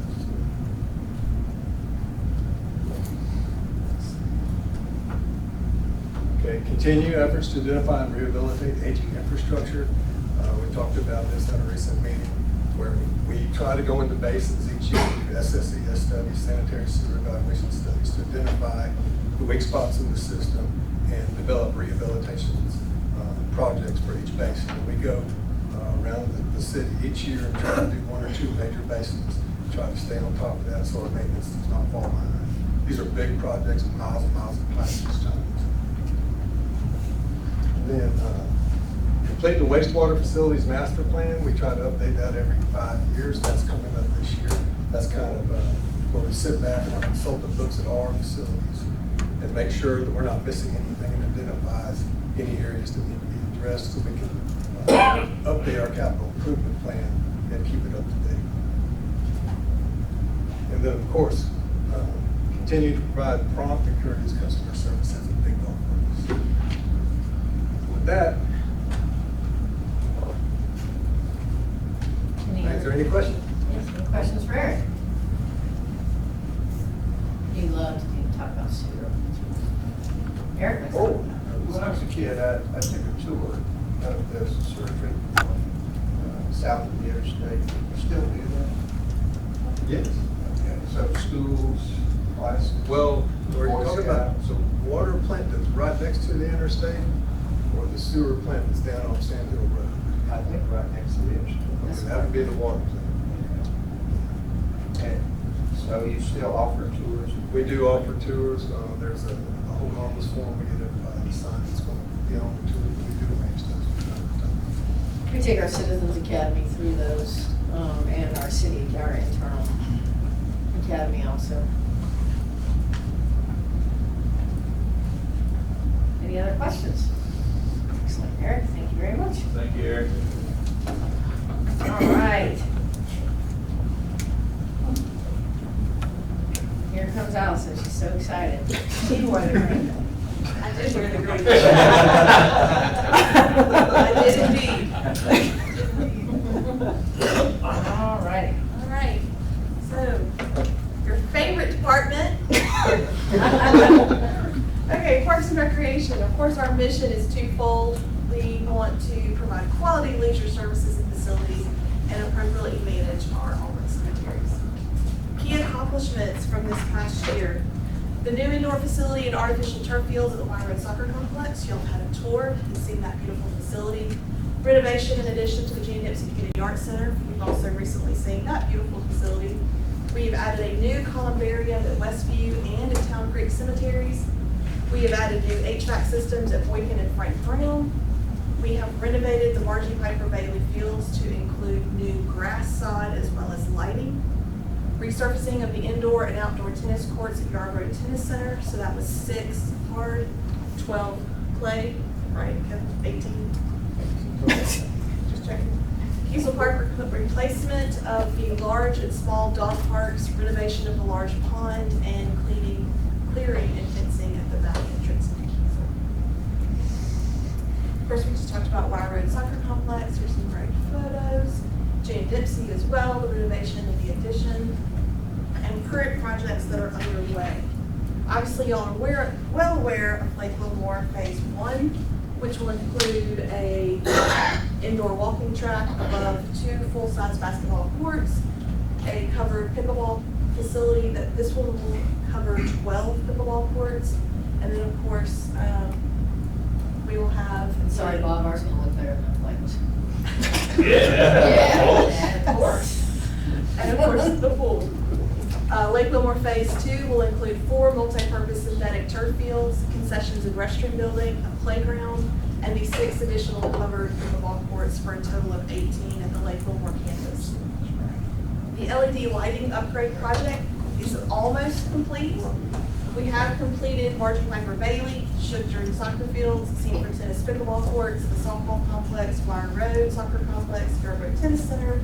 The remaining 2 sites which are currently underway are Felton Little Park and Duck Sanford Park. And Pearson Park, which y'all have of course heard about. That we just approved recently at City Council. That will include natural trails, a playground, restrooms, and a covered pavilion. The Sanford Tennis Pickleball Courts renovation project is currently out to bid. We will reconstruct 4 tennis courts and 6 pickleball courts. We will not take that offline floor is ready, so that there are still pickleball courts to be played somewhere in the community. We are obviously working on the Dean Road Recreation Center gymnasium roof replacement and HVAC addition. You will see that Tuesday on your council agenda, the contract for the mechanical and structural services. Renovations start at Luther King Field. They will include infield regrading, addition of a red rock warning track, and power for future lighting. Sometimes I think people think that we forget the field at Martin Luther King Park, but we actually use that quite a bit. It's used by travel ball teams, it's used for overflow from practices, and it needs a little bit of love, and we're happy to give it some love. Renovations to the smaller pond at Kiesel Park will include clearing and cleaning of the pond bank, dredging, and replacement of the perimeter fencing. So they're all currently underway. What type of lighting is gonna be at, Martin King? This project will get the, everything ready so that we can eventually install power, but the goal is we would include LED lighting just like we are at our other athletic Is facilities. it lighting already there? Yeah. Okay. Nice thing is, all the new lighting, once it goes in, can be controlled from a number of staff members' phones, and so we can be very responsive or change what we need to change. Yes. Okay, the fund numbers, the metrics for our department. And this one has actually changed. I didn't even send Stephen the latest number. I didn't want to make him have to slide in this extra slide. But our new number for youth athletics is actually 6,142 participants for basketball, baseball, cheerleading, football, soccer, softball, track, and volleyball. Our largest increases have been in flag football, volleyball, basketball, and spring baseball, softball. And that too is a new number. Our total football number as of today is 687 kids, which equates to 50 flag football teams, 10 tackle football teams. Let me repeat that one more time. 687 kids in football. And that is also girls flag Yes, football. that does Let's include be girls very flag clear. Yes. So another number I want to throw at you real quick that's not up here, but for something for you to think about is, I just told you 6,142 participants so far in this year. We just recently heard from the school system with their numbers. They're expecting a 10% increase approximately between now and even 2033. So just imagine that same 10% increase for us and how it will impact all of our facilities and programs. Tennis and tournaments. Tennis. A lot of people think, oh, pickleball, tennis is dying. Not around here. For our weeknight league play from March to December, we've had a 21% growth in the last year. For our tournaments, we actually reduced our number of tournaments this year, but increased the size of the tournaments. And we grew participation in players 185% in our tournaments. Overall, for 2024, we have 48 tournaments scheduled. So my friends at the tourism helped me out a little bit and ran some numbers. So to date, just for this year, we've had 20,975 tournament visitors. That equates to 9,602 room nights. That is an economic impact of $17,393,679. We haven't finished the year. Are you trying to justify why the general fund is so? I'm trying. The government sounds like, oh. That was a good one. And also, we will be hosting the women's SEC tournament at the Auburn Tennis Center in 2025.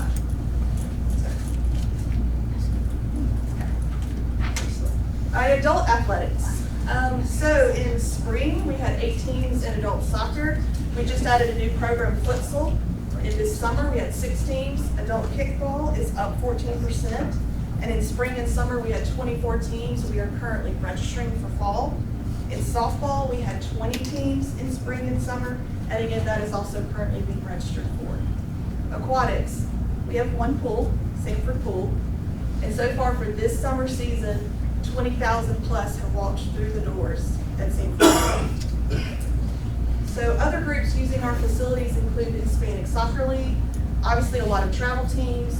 We have adult volleyball, we have various homeschool and private schools. Auburn City Schools uses our facilities as well as the Raptors. And then obviously a lot of you might be familiar with the Auburn Soccer Club and the Auburn Youth Lacrosse Club, which both have seen increases again, just like the rest of us. More numbers. We love numbers. Our enrollment for programming is up. We will surpass 2023 by the time we close out fall. Another interesting fact is camps, summer camps. We held 21 unique summer camps this past summer. 1,459 kids were involved in our summer camps. We had 656 on the wait list. So we were not able to accommodate 656 for some type of camp. Our big special events obviously include Auburn City Fest. City Market is a huge one for us. We average 450 every Saturday. That is 15 markets plus the Harvest Market. Daddy Daughter Date Night is still a popular event, as well as Downtown Trick or Treat and our Easter egg. Parks and cemeteries. We have had 431 park reservations as of July. Our top three are the Town Creek Inclusive Playground Pavilions, as well as Martin Luther King Park and Kiesel Park. Park attendance, which is based just on those reservations, so not just you, the average citizen, going out to Kiesel Park to enjoy the trail. Just based on reservations, 26,240 people. Our cemetery stats, again, as of July, we've had 85 traditional in-ground burials, 46 cremations, and we always get the question of how many spots do we have left? So I want those numbers for you. At Memorial Park, we have 0 ground spots left, 0 cremorial units. What is a cremorial unit? A cremorial unit is in the ground cremations, not in the columbarium.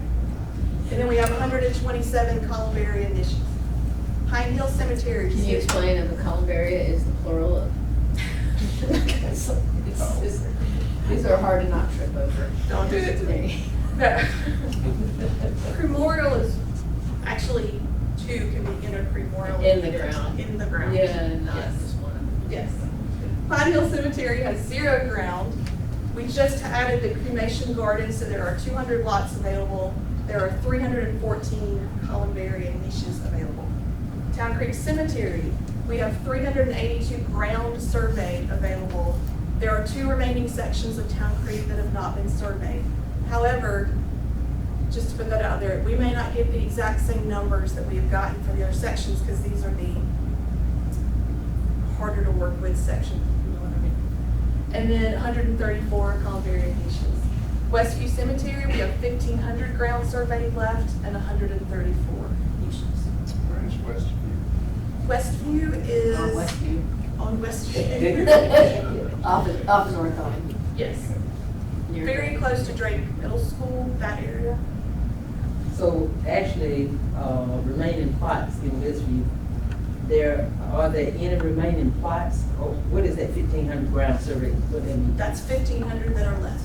Oh, really? Yes, ma'am. Okay. How many hours go into a niche? Niche. And then a few other fun numbers for you, because I often get asked this, is how many acres do we maintain? We maintain currently 1,529 acres. We also maintain 241,600 square feet of facility. What's that? 1,529 for acreage, 241,600 square feet of facility.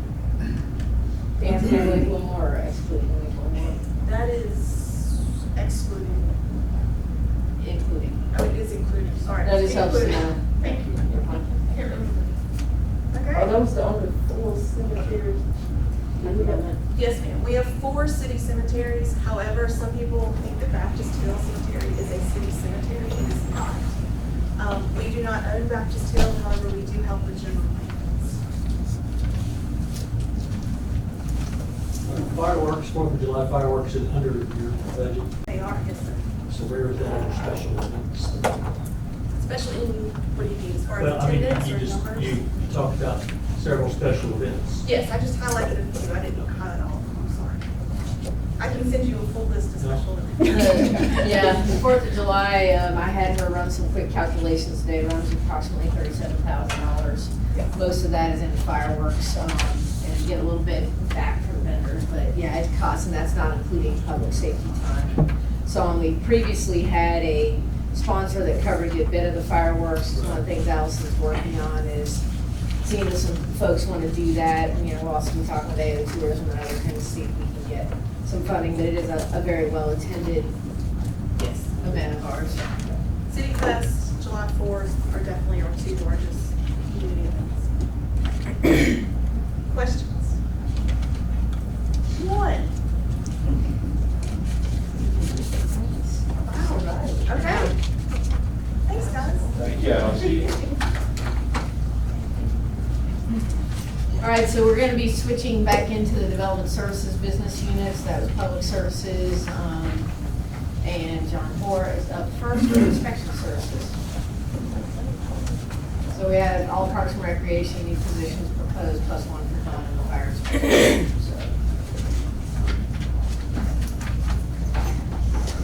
Well, wait, one thing I did want to ask, and you're great, you're fine. It's an hour and a half in, you guys need a quick break before we get going. Well, the youngest member of the council just said, I'll take a break. That's so. About 5 minutes. 5 minutes. Joe, sorry. Over in inspection services. Speak up, John. All right, I'm sorry.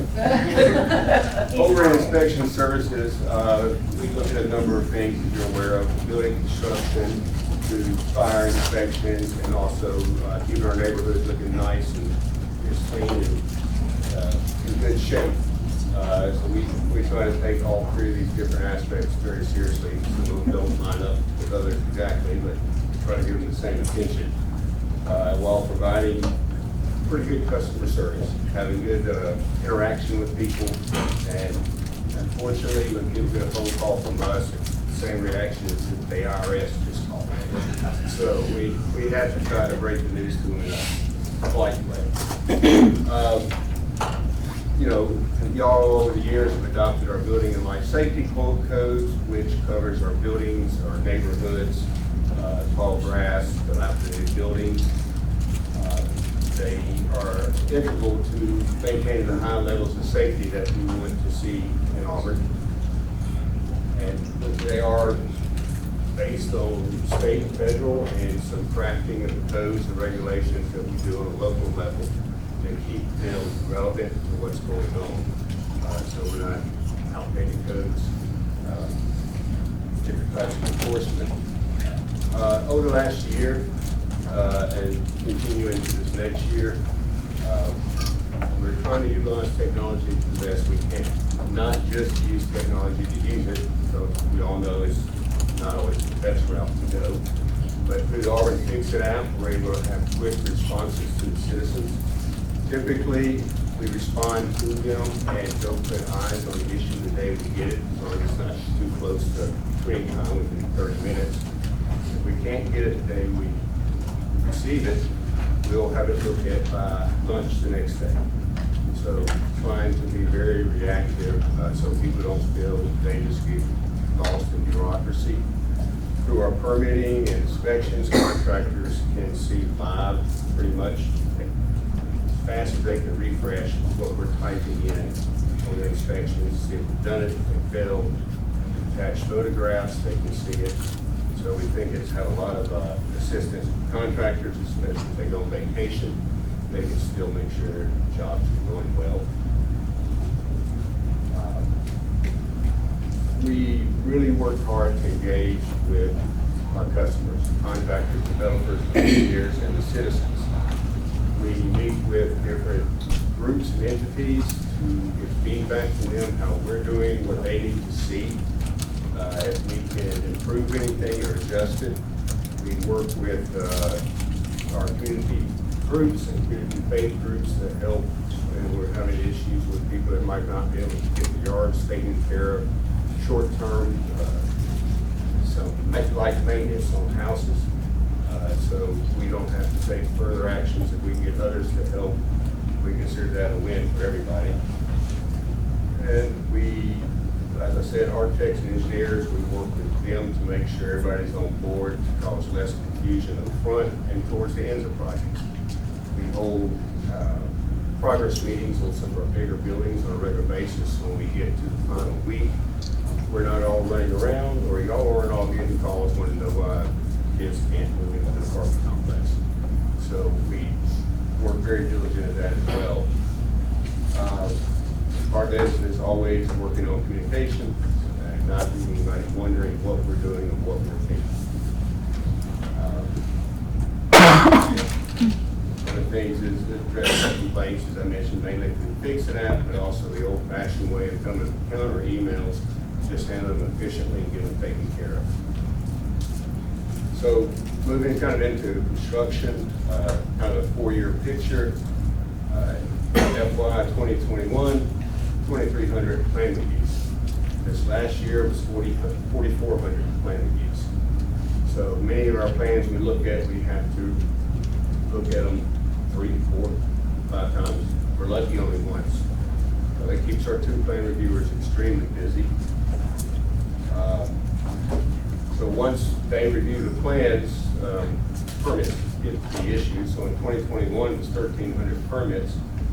The valuation is how much the projects were worth. I wish that was the income we took, we wouldn't be having this meeting. That's what we took in. You can kind of see in 2022, permits kind of went down, but valuation went up. Projects are getting more expensive. And 2023, permits went down again, valuation went down. A number of contractors put some things on hold because lumber prices got so expensive. They didn't want to be left with a lot of houses on the market. And then this year, we're estimating by the end of the year, it'll be 1,600 permits and somewhere around $500,000 valuation of projects built in the city. 500 million, sorry. So kind of on a more specific level, these are the single-family home permits from 2021. And then, as you can see, we dropped due to the lumber prices. But this year, as of the 9th of the month, that should be 8, 9, we haven't got to September yet. Typo. We're at 616. As of 4:30 this afternoon, we're at 627. So we're estimating by the end of the year, we'll hit about 730 permits for just single-family homes. All these permits and things of that nature do require inspections. You can see over the years, they kind of staying in the 20,000 range. This year, we're estimating 23,000. Some of these inspections are 10 minutes, doing a final on a floor at 345 South College. That may be a 3-hour inspection that counts as one. Our final inspectors are in great shape over there. They'll probably walk 6 miles in a day for inspections. So we're trying to keep their health up as well. Fire inspections, as you can see over the years, they've been going up. The 2 low years were COVID. Due to businesses being closed and things of that nature, we weren't able to do this meeting. We knocked the door and they were closed. But that's one of the reasons we requested an additional fire inspector, because our numbers are growing. And we want to, they're tasked with making sure the buildings are kept in safe conditions so the public can come into them. Then we have our neighborhood inspectors who work on all of our complaints from unrelated occupancy, signs, property maintenance, abandoned vehicles, weeds, grasses, and others. So a number of different types of complaints. We had some new ones this year. We had a complaint about they felt there were too many spiders in their neighbor's yard. So we sometimes get some unusual ones outside the norm. Typically, we run about 99% of them resolved within a year. The ones that aren't resolved are things like our demolitions or anything carried that take months to get down into title searches and things of that nature. Which piece of the pie chart is unrelated occupancy? I can't tell. Unrelated is the purple. 407? 73. 73. No, I'm sorry, 16 is the unrelated thing. I put two purples next to each other. That's what, It was a late night. it's 16. There was 16 that we got people calling and complaining. I believe out of those 16, 2 of them were actually unrelated. The other ones ended up being related. We had to, And that's includes short-term rentals or? no, short-term rentals right now is falling into others. We've got to redo our report. I believe short-term rental complaints we handled this year was somewhere around, we actually have like 12 complaints that came. We get a pretty constant drumbeat from citizens on short-term rentals that, well, this is advertised and a lot of you forward them to me. It's the same houses that we're already investigating, so it doesn't count as an additional complaint, like, and a lot of it is we've addressed it or what have you, or it's left up in advertising or whatever. So we hear 6 complaints about the same address, we're not necessarily counting them as 6+ complaints, it's the same thing. Also over like. We have our one frequent flyer that still exists. Our big weekends, our And crew 1/6. neighborhood inspectors will be on call, so if we get one at 8 o'clock at night, they'll go check it out. That way, it doesn't really do any good to go Monday morning, check it out, came in Friday night. But John, on the property maintenance, does that include, like, I know you've been busy today because your name's been all over social media, but is Y'all don't that? have to read it. His name's been in good light, but is that, like, for example, move-ins and such? It is. So, yeah, today we have been busy. We probably today had 20. Okay. So things that number up, but within 8 o'clock, we were on site looking at things. We were inspectors on site, myself, we're out there today to put our eyes and start sorting through things. In addition to property maintenance, is someone's got a car on center rots in their driveway. It could be windows knocked out on an empty house, things like that. So what do you do on the repeat offenders that, like the apartment complexes that are calling in about, the rental and the move-ins and are just trashed and moldy and whatnot? It's the same apartment complexes that called in last year. We have to address them as new offenses. There's not a lot of enforcement. If you get a speeding ticket every 6 months, they've got a little more recourse to as a repeat offender. Our ordinances don't have it, and it's an apartment complex like that. They have 300 units, but we're having issues with 16 to 20 of them. So we have to address it. In that particular case, all last year, we only had 7 complaints in that complex. So that kind of threw us off this morning. But we will have people out there following up on everything, making sure we contact everybody that's contacted us, talk to them on the phone, most all of them. We emailed a lot of them, and talk to them on site.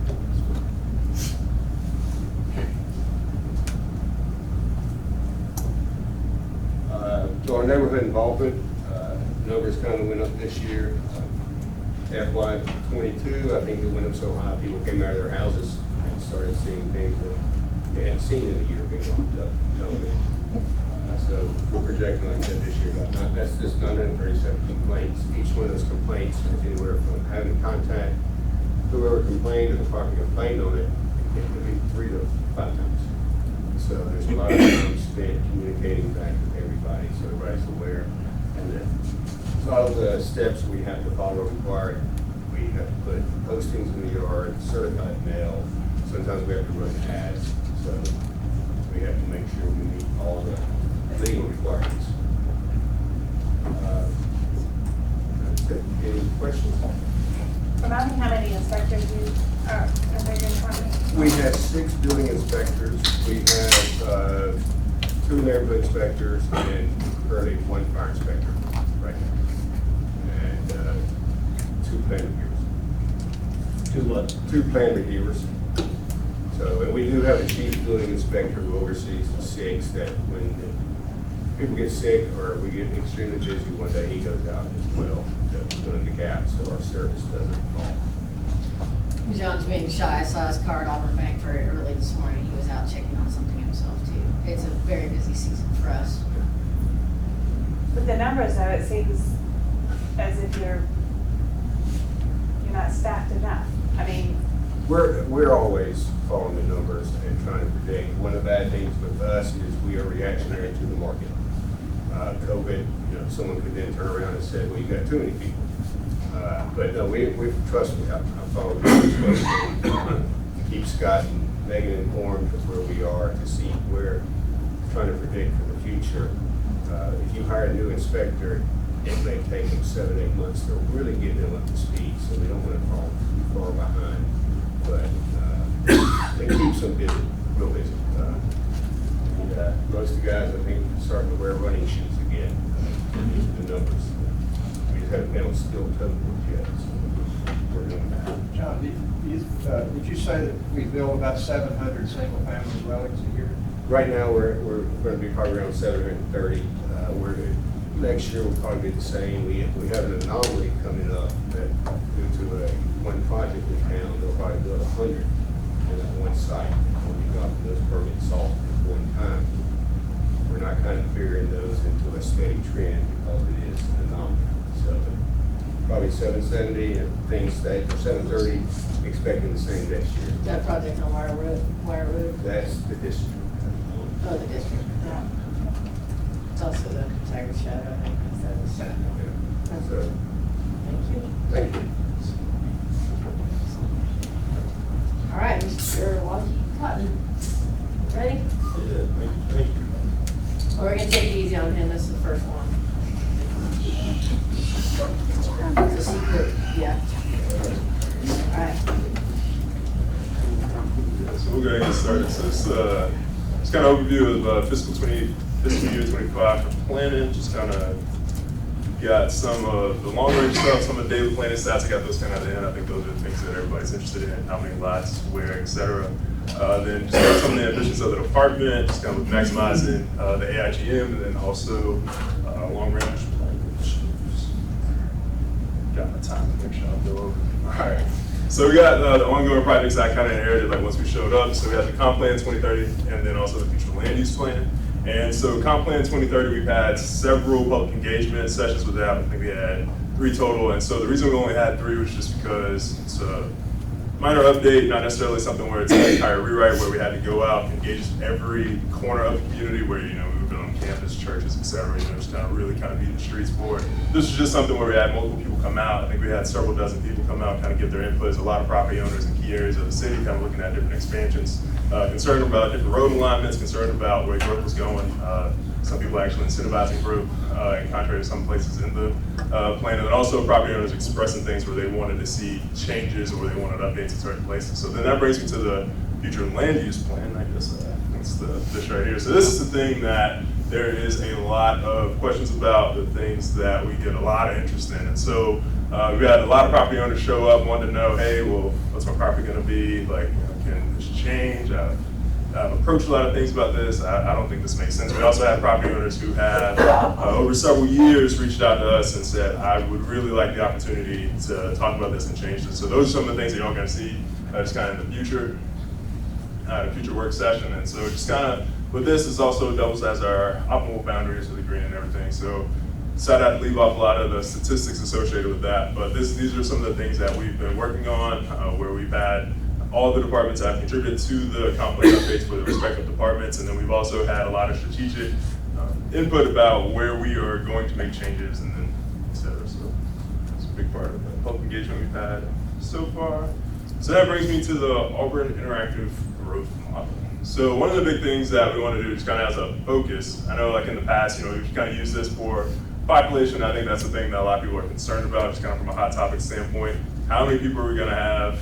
How many people are living here actually? Does it include the university? We get a ton of questions about that. So our population does include the student body of the university. But I think the big thing now is that we maximize this. And I think that's one of the things that we want to do. We recently made an addition to staff with someone who is extremely talented with software in general, not just GIS. And so right now, currently the staff is updating the land use model, that the land use layer in the GIS infrastructure. That way we can have an accurate representation of our AIGM. And so this was what we presented last fall to you all. And so I would imagine that these numbers aren't actually current right now. They're probably greater than this, these projections. And so this is one of the things that we're trying to get a handle on. That way we can actually maximize it. And so what it says up here is population, sewer growth, long-range plans. And so these are the things that we want to utilize it to do. And so right now, I think, like I said, the main thing that people are concerned about with this is just population. But the AIGM is very powerful. It can do a lot of different things. I mean, you can put information in for how many parks you should be adding per citizen, like how much roads you should be adding at different points. So I mean, there's all different things and algorithms that you can put into it that can inform a lot of the long-range planning tools that we utilize as a city. So those are the things that we want to utilize the AIGM to do, and that's something that we're kind of upskilling to do right now in the department that we're working towards. All right, so our long-range planning goals. So we have the future land use plan and the comp plan that I've kind of already talked about. But that's the big thing about the future land use plan. Like I said, we're entertaining different changes right now, and that's going to be one of the things that we have a future input session about that we discuss with you all. And then we have the PUD ordinance. And so I think this is the much acclaimed one. Whenever developers stop in, this is the thing that they come to me and talk about. So the PUD ordinance, I guess we'll get that. We have a slide for that. We also have the subdivision regulations. And so that's has to do with subdivided land, great things. And then we have the review and amend the zoning ordinance. I think that's the big one. That's the outstanding one. What is PUD? Yeah. I guess yeah, so it's a new ordinance that will, I guess it stands for Planned Unit Development. And so essentially right now we have I think it's a PDD, it's way too many acronyms. Planned Development District Yeah, versus a Planned Unit Development. Yeah, and so essentially right now, there's certain districts that it's not allowed in. There's like a lot size minimum, but the PUD is more flexible than that. I guess that there are different designs that we'll talk about that in a certain one, but I guess it's a continuation of the PDD. And so what it will be is a way for people to come to us with projects and that don't exist inside our zoning, that can't really comply to the current zoning, but they want the flexibility, whether that be with setbacks, density in certain places. They want to add different amenities, but right now they won't be able to do that under a specific zoning. And so it's really just more of an exchange, just kind of like what makes sense in this situation. Can we get it? I guess that would be like, does density make sense here, or does I guess like a different amenity like a park, et cetera, like on the north side, things like that. And so the PUD would be a way for a developer to bring forward an innovative project, and then we provide relief for certain amenities that they would provide within that project. So in essence, they win something and the city wins something. It's by contract, and the city council's in the absolute control of it at the end of the day. So something where if you took Old Sanford and said, we actually want to give you the city property in exchange for more density, we could legally do that by document there. We cannot accept exactions by legal means easily. The development agreement's kind of a hybrid, that you can actually waive certain parameters in the zoning ordinance as set out in this planned unit development piece. You can waive them to get improved development. And something like Ryan Cassivan did years ago, he got a ton of variances to do a whole development up near the public safety building that could have been done with a simple planned unit development deal, where he could have done the same thing, save time and effort, and then he could turn around and say, I want to make a small pocket park here and dedicate it to the city and its public use, or here's what you're getting in return, you're getting all these pedestrian paths, or whatever it is. It's an easier way to do it, but let's be very clear, any developer can use the zoning ordinance as it is today to do whatever they can do via the zoning ordinance. If you want to do extra, the public has to win something. They don't just get to do, and the city or the citizens don't benefit. So, and all of that is ultimately up to a majority vote of the city council. So along those lines, on the Ross Street, I'm presuming you're talking about, we'll just use that as No, it's what street? Cedar Crest. Yes, Cedar Crest, thank you. Circle. So it would have eliminated All the variances. all the BCA stuff. Would have been a very same looking development, but would have happened faster and not been so arduous. Saying that the ordinance created a hardship on the land is not the right way to go with this. It allows somebody to do some innovative things that may be newer than the zoning ordinance can catch up with. What it doesn't do is height. Is that correct? Correct. There is no height involved in this. That's one of the no-nos. So there's also a lot of no-nos and things you can't do. It doesn't allow uses that shouldn't be in that area. It doesn't do those things, but it allows the fluctuations in density and setbacks and other things that can make for a better development. But ultimately, it's putting the full control of that in the hands of you. And it can be used on anything smaller than a PED. Yeah, PDD is a 10-acre minimum. So this allows us. Yeah, this allows, and so the goal is to give the governing body the choice at the end of the day. And staff's not gonna recommend approval of it, which is just a recommendation if we don't think the public is getting enough benefit from this, if there's not some win in it. So- But there is an opportunity for staff to recommend approval. Yeah. So we have like an entire matrix. I mean, it's been a several month process that we've been working on it. It's just, I guess right now, like wouldn't be the time. Yeah, that's a whole work session Yeah. before it would ever hit your agenda, period, so- with the planning committee. And so I guess kind of the spectrum, I guess, of, there's a really innovative projects kind of like Cedar Crest, in the proximity to the campus, but there's also projects like earlier this year with the Foster Street subdivision, where that was something that would have been ideal for PUD, but it had to go under a ton of variances for the site. So that's a situation where that would have been an ideal case for it, but like right now, just a bunch of variances that cause us a bunch of problems.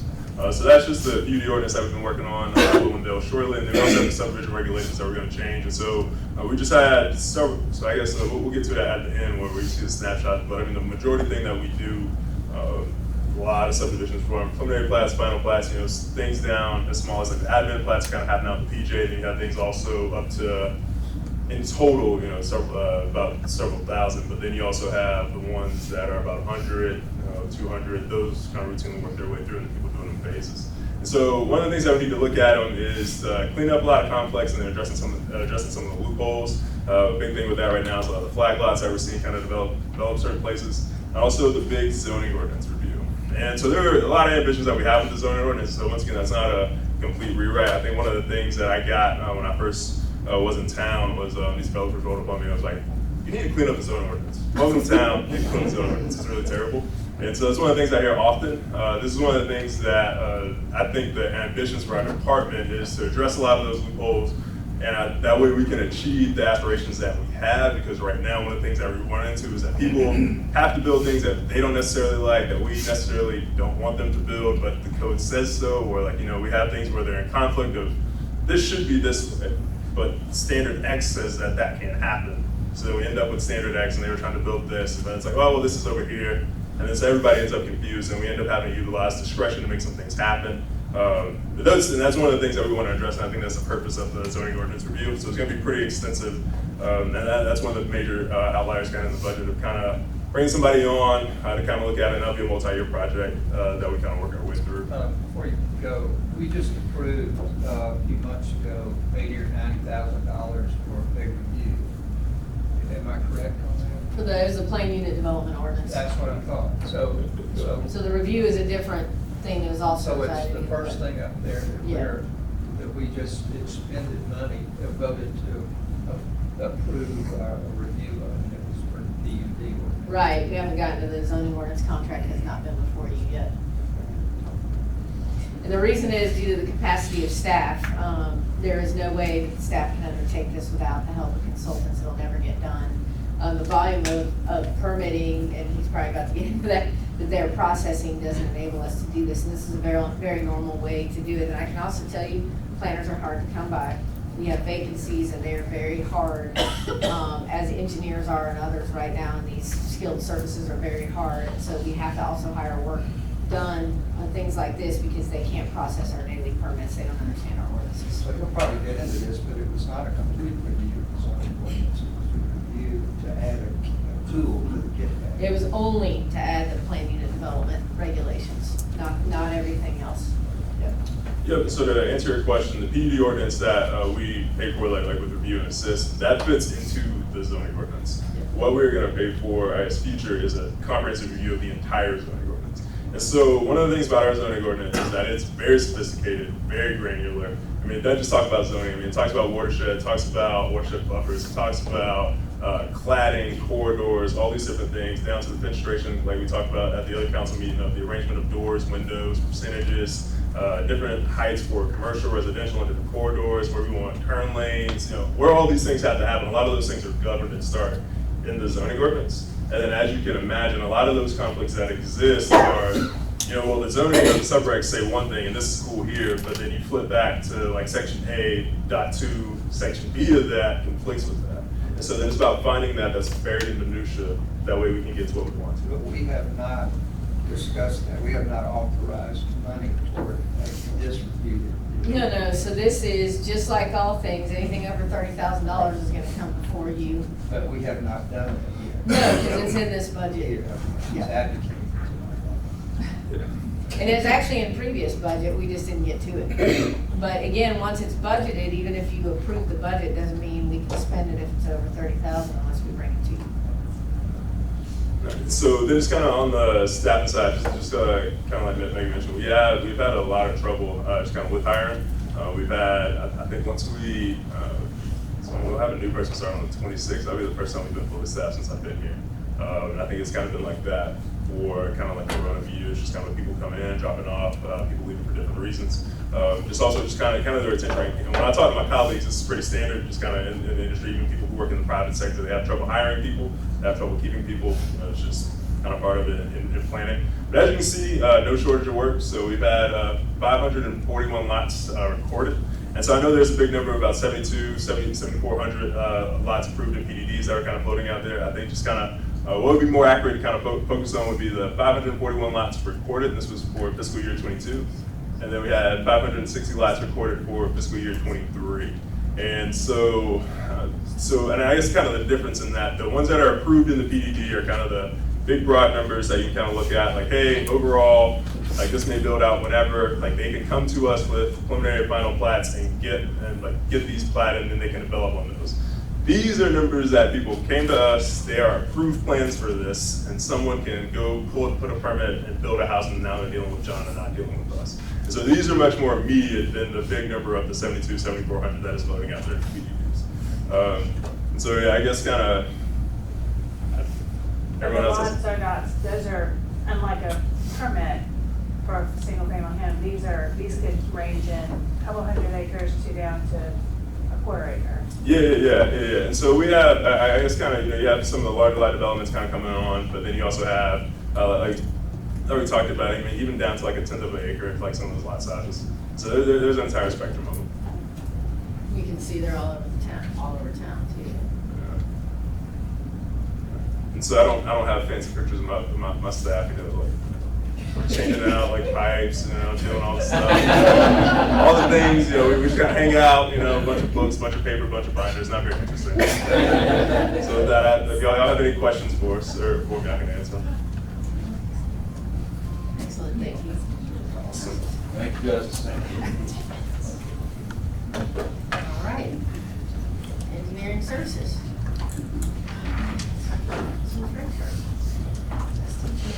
Good afternoon. I'm gonna go really fast because I know y'all. She loves presentations. Oh, yeah. Everybody else has stolen my thunder, so if you hear it, just nod and smile at me, please, like you've not seen anything put up here. All right, some key accomplishments for our department. I think Allison, my twin, in the green dress, actually showed this picture. Parks and Rec Cultural Master Plan projects. We completed the soccer complex addition, the Jan Dempsey Community Arts Center. We are hopefully kicking off the Ann Pearson Park project in a few weeks. We also had 3 projects, 2 current active projects at Lake Wilmore, and 1 project that will be bidding, and you'll see soon, which will be the dehumidifying system pool cover completion. A few other key accomplishments over the past fiscal year, a couple of fiscal years, was the completion of the Will Beaker Parkway, the South College and Sanford Avenue improvements. Patrick Slaughter's in the room. We started that project, I think, in 2014 with ALDOT, so I should have put that one first because we've worked on that project for most of my career. So we're excited that it actually completed. The Annalee Drive and Sagahatchee and East University Drive intersection improvements was a huge accomplishment for us as well. We've also worked with ALDOT on the Exit 57 lighting and landscaping project, and then the Martin Luther King Drive streetscape project. So one of the things we do, we've been trying to do I call them partnerships with other departments, with developers. I think Scott mentioned in his presentation on Tuesday, the Toomer Street streetscape. I think Megan said something about it as well. It's an opportunity for us to complete capital projects. When developers are working in the area, we can extend, in the Toomer Street project, we'll extend sidewalk, pedestrian lights, complete a streetscape project, hopefully with contract forces, and we pay our match and we both win. The same thing with the Ross Street sidewalk project. It was something that was not necessarily on our books, but an opportunity presented itself. So we were able to complete a portion of the sidewalk, wider sidewalk, just south of Magnolia, in partnership with the developer. A few other partnerships, we will be working with core program managers, HPM, for the Boykin campus project as far as construction management. We have continued to use Temple Managed Services over the past 3 years for assistance with Brandy in our traffic control center. And that's been a huge help to us. One of the things we're able to do is if there's an accident on the interstate, Brandy's typically in tune with that. We can call Temple, we can make adjustments to our traffic systems on the fly. When we were working downtown, when we had the sinkhole near Lynn, one of the things we were able to do is to adjust those things literally on the fly. So Temple has been a good partner with us.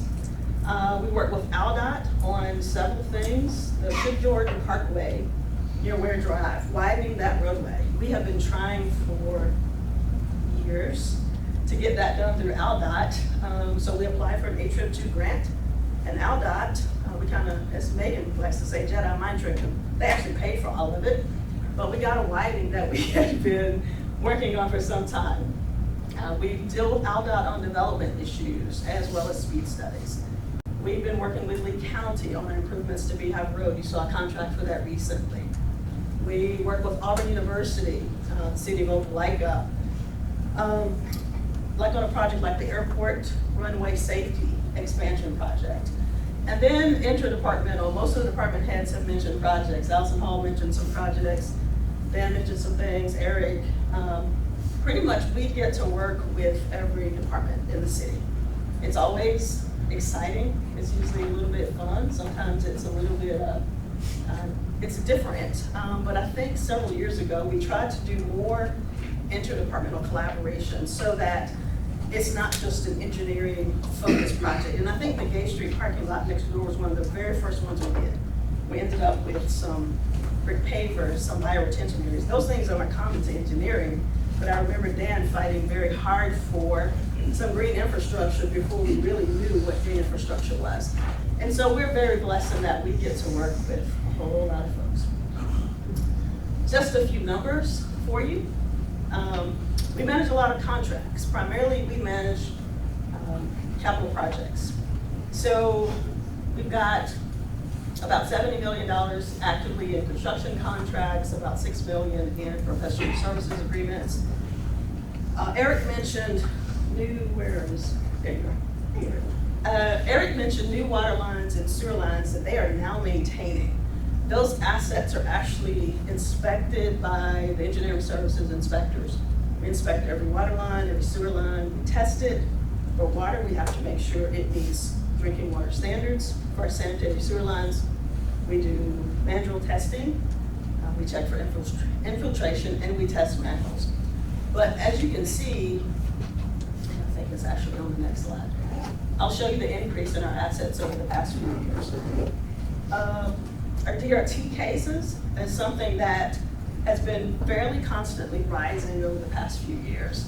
And this year we've had some small sales. I think you guys may have approved a small sale ordinance several months ago. Cellular companies are able to attach the little, they look like little antennas onto our infrastructure or private infrastructure. What's DRT? Development Review Team. That's our plan review process made up of our development departments. So we've had about 30 small sales permits come through this year. We maintain just over 1,200 street name signs, 5,500 regulatory street name signs. And so our subdivision completion bonds, again, tying back to what Dan said, we work very closely with Public Works. 65 subdivision completion bonds valued at just over $14 million. And what that means is we've got 65 either new or phases of subdivisions. That infrastructure is not yet turned over to the city. And it's going to be a lot. That's roadways, that's going to be sidewalks, curb and gutter, grass, everything. So all the numbers Dan mentioned to you, I didn't get a chance to calculate the amount of lane miles that's going to be coming online could be in the next year, could be in the next 4 to 5 years. Sorry to say that it's not Dan's numbers yet, but it will be. Right. Yeah, that's fine. Congratulations, Dan. Yeah. We maintain all of the pedestrian lights. We work with a power company on installing new roadway streetlights. Our signalized intersections, I went back and found some data. We're currently at 74 signalized intersections, and we have 2 traffic signal maintenance employees. In 1997, we had 38. And so today, in 2018, we had 64. So as you can see, the numbers are steadily increasing.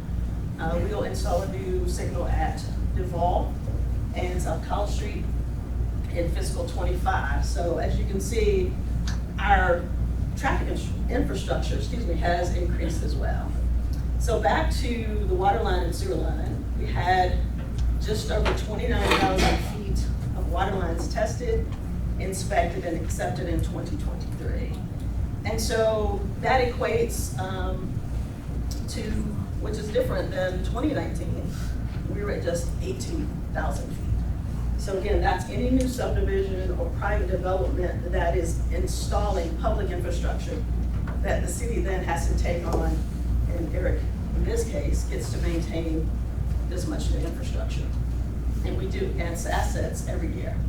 Also, as part of our process, are water tap permits and sewer tap permits. So initially, when we started the tap permits, those permits were for developments that if there were not already utility services stubbed out to it. But now it is part of our normal process. So we're also processing, in addition to the other inspections that we do, an average of 45 to 50 additional connections to our water and sewer system each year. And then resurfacing. Thank you, City Council, for the $6 million. So this is a few snapshots of our pictures. We've recently completed the Martin Luther King Drive, streetscape. Soccer complex addition on Water Road. And then Annalee Drive, East University Drive, Sagahatchee Road. If you recall, that was an area we had a lot of accidents at the intersection. And so we've installed the median and added a left turn signal at Annalee Drive. And just to brag a little bit, we did receive some recent awards. I'm super proud of my staff. We received a state and national award for the Will Beekner Parkway from ACEC. And then we also received the APWA 2023 Project of the Year for the Town Green Inclusive Playground.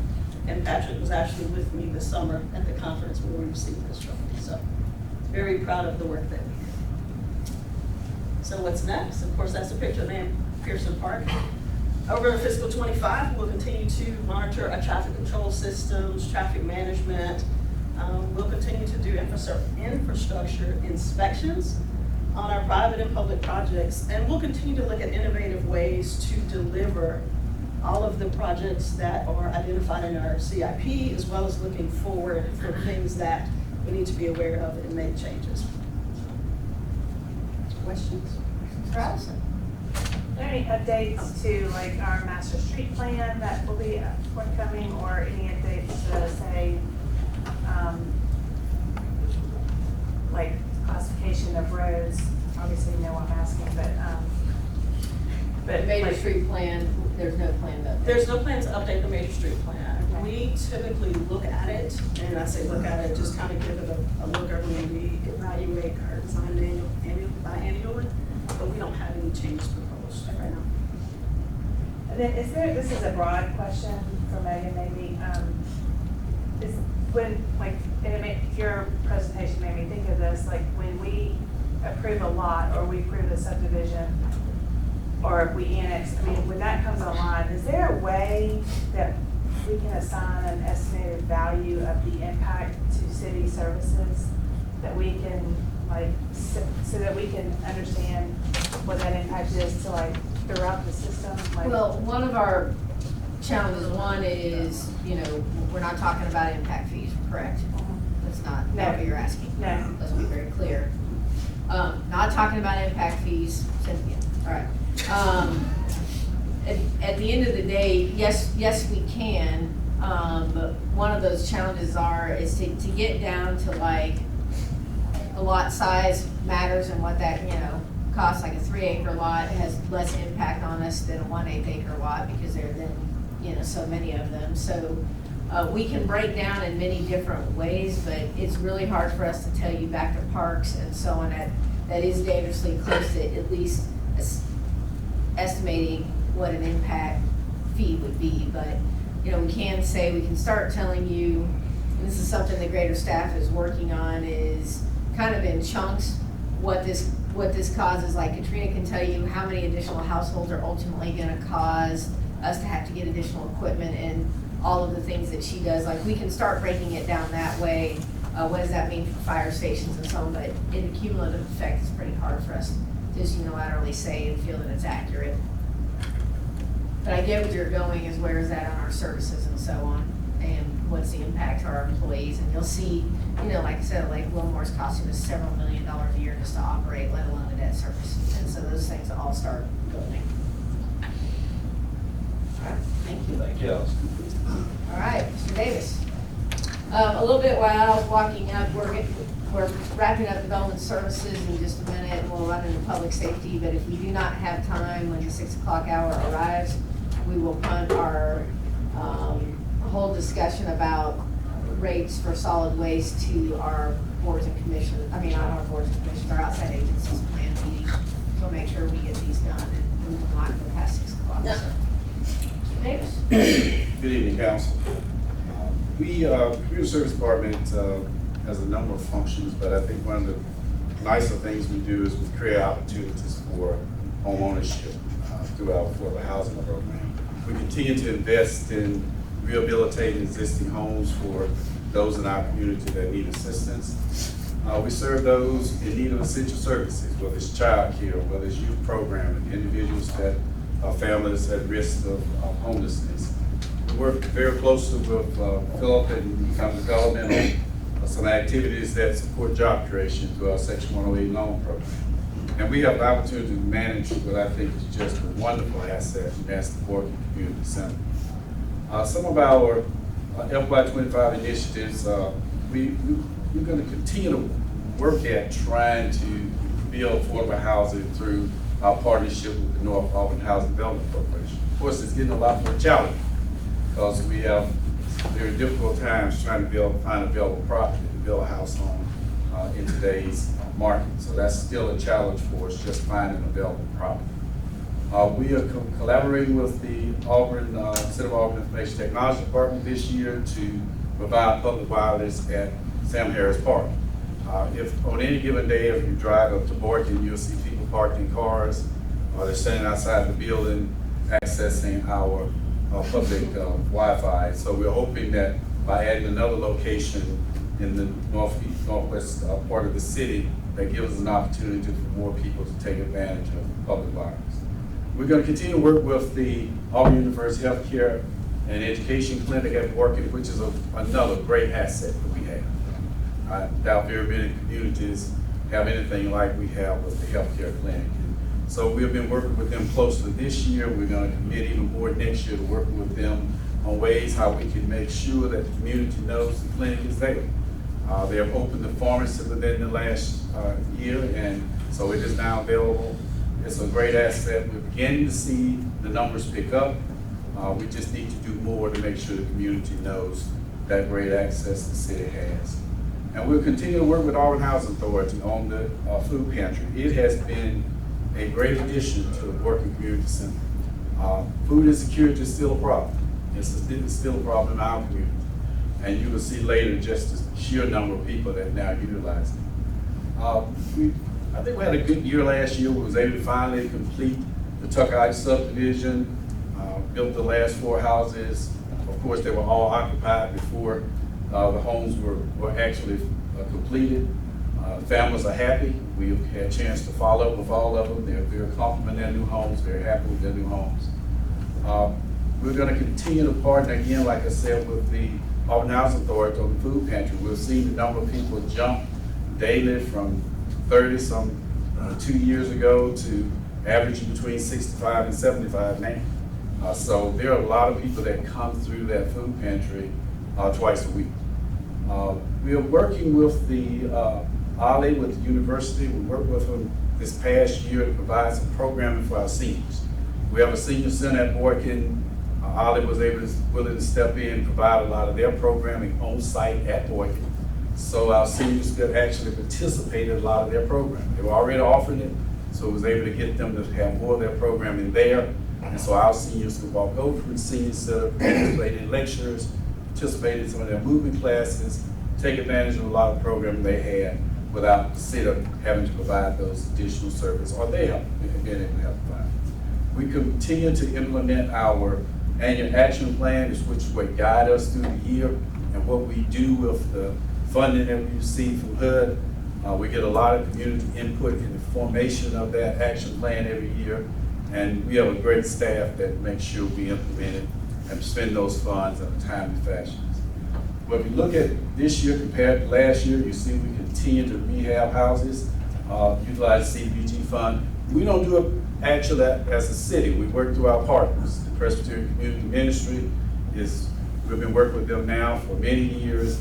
They're able to get a lot of projects done utilizing some of the funds that we provide them, and Alabama Rural Ministry. Those are the two entities that we work with to help as many families as we can make repairs to their homes.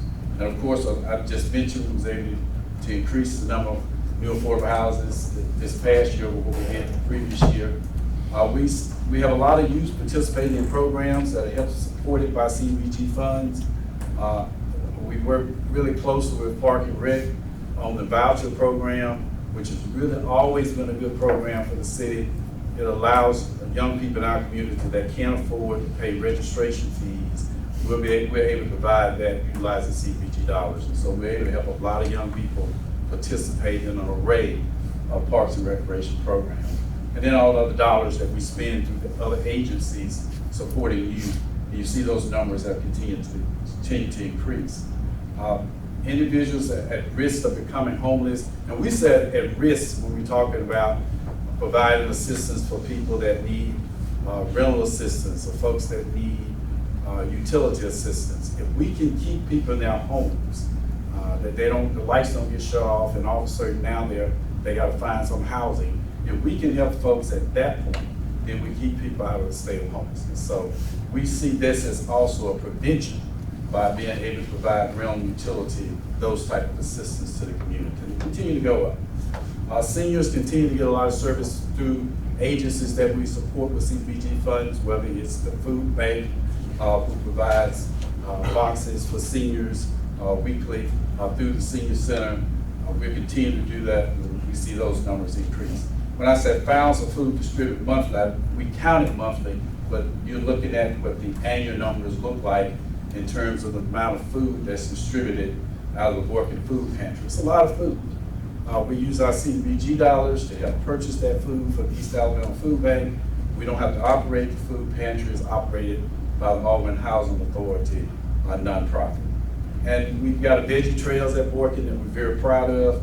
It provides a lot of fresh vegetables for not only the children at Boykin. Joyland used the foods as part of their food program. They actually cook some of it, prepare some of it for the children when they're doing their lunches.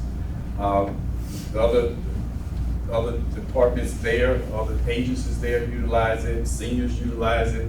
We give out a lot of veggies out of that particular garden.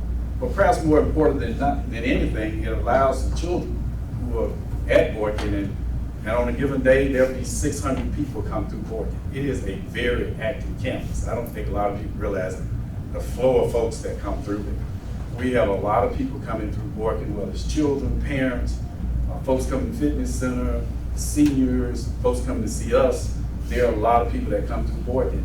But what always amazed me about the veggie trail, it allows the children to see something grow. Most of them have never planted anything in their lives. They certainly have never seen it grow, and they certainly have never harvested. So for the children, it's a great experience, and that's one of the great benefits of the veggie trail. So this is kind of a general overview of kind of what we do and what we're about, and I'm happy to answer any questions. Is there an opportunity to replicate the veggie trails at Boykin and other places in the community? I'm certainly sure it is. I mean, we work with Public Works on that, to actually build the boxes for the vegetables. They were very good about coming in, Dan and his staff helping us build it. But That's feasible. The challenge is the tremendous amount of staff time and effort that takes. It does take. And we don't have people housed on other campuses like we do at Boykin, where we've got the active daycares, the senior center. We have a lot of groups rotating through. And so it's something that is always feasible. It just matters what our priorities are. Yes. Just thinking like maybe over like the Dean Road area. I think as we expand therapeutics and do other things, that might be a really nice activity. And I think over time, our programming folks will be interested in those things. Any other questions? Thank you so much. Appreciate it. All right, thank you, Al. All right, now, Chief Anderson has been waiting a very long time, a man of great patience. And I told him he and Chief Langford were at the end because, you know, they garner lots of attention. So here he is, ready to go. Good afternoon. Yeah, that's at least. It is good to have an opportunity to speak with you. Before I say anything, I want to thank you. The reason I want to thank you is because the Auburn Police Department is doing really well. We're very successful, and I hear about it whenever I go to conferences anywhere in the state. I get feedback from other chiefs that talk about how successful the Auburn Police Department, you know, is right now. And they always want to know what the source of that success is, and I always have to point to you guys and say that the support we get from the city council helps to make us as successful as we are. So I do appreciate that. But as far as the police department goes, right now things are good at 141 North Ross Street. Right? They're excellent. When I talked to the chiefs, like I say 2 weeks ago, I was at a conference, and the rumor there was that if you turn on a spigot in Auburn, you know, milk and honey comes out. That's and you know, again, we have some great people working down there. We have 150, you know, full-time positions. Right now, people are really caught up with numbers. I always want to know what do your numbers look like? I always tell them right now, 90% or over 90% of our you know, positions are filled. You know, think about that. When you look around the country and you see what's going on at other police departments, over 90% of our positions are filled. So that is one of the things that people look at and they see that success in Auburn. So for that, again, thank you. Just to quickly run through some numbers. What I did, the numbers here from 2023, we have a full year worth of numbers there, but just for comparison, in 23, it was 200,000 calls for service. That's a lot of calls for service. Right now, we're thousands ahead of that. Based on where we are this time of year in 2024, where we were in 2023, we're thousands ahead. So they're working hard to do the job and provide the police service that citizens expect and deserve here. As far as security checks, same thing. We're thousands ahead in 2024 where we were the same time in August of 2023. So we're working hard. We're getting some things done. When you look at the extra duty jobs we do, that's not the shift work that they do. These are extra jobs that our guys are tasked with doing. We have people all the time wanting us to come out and work different functions, different details. Our guys are working a large number of those, and that accounts for a lot of overtime, but that tells you the kind of confidence and the kind of relationship we have with the community. People want our folks to come out and work their events. They want to see the police there. The police being there makes them feel safe. They feel like because officers are there, they're going to have a good event. 2023, 25,000 or almost 26,000 traffic stops. We're 4,000 ahead of where we were in this year compared to 2023. So again, they're knocking out of the parks. We've made more arrests this year. Traffic accidents, even though we've seen a lot of growth in Auburn, traffic accidents are trending down. so is crime. So again, that tells you your money is being well spent. You know, these folks are not just out here getting a paycheck, they're out here putting the time in, and they're doing the things that are required of them to keep the community safe. So all of these things are making Auburn what it is, a very safe community to live in. Now, as far as our recruitment and retention, we put together a really good team of recruiters. They're doing a great job. If memory serves me, it's close to 30 folks we hired in 2023. That's a lot of bodies to bring on board. So I think the last time we met, the number of vacancies we had was somewhere in the 30s.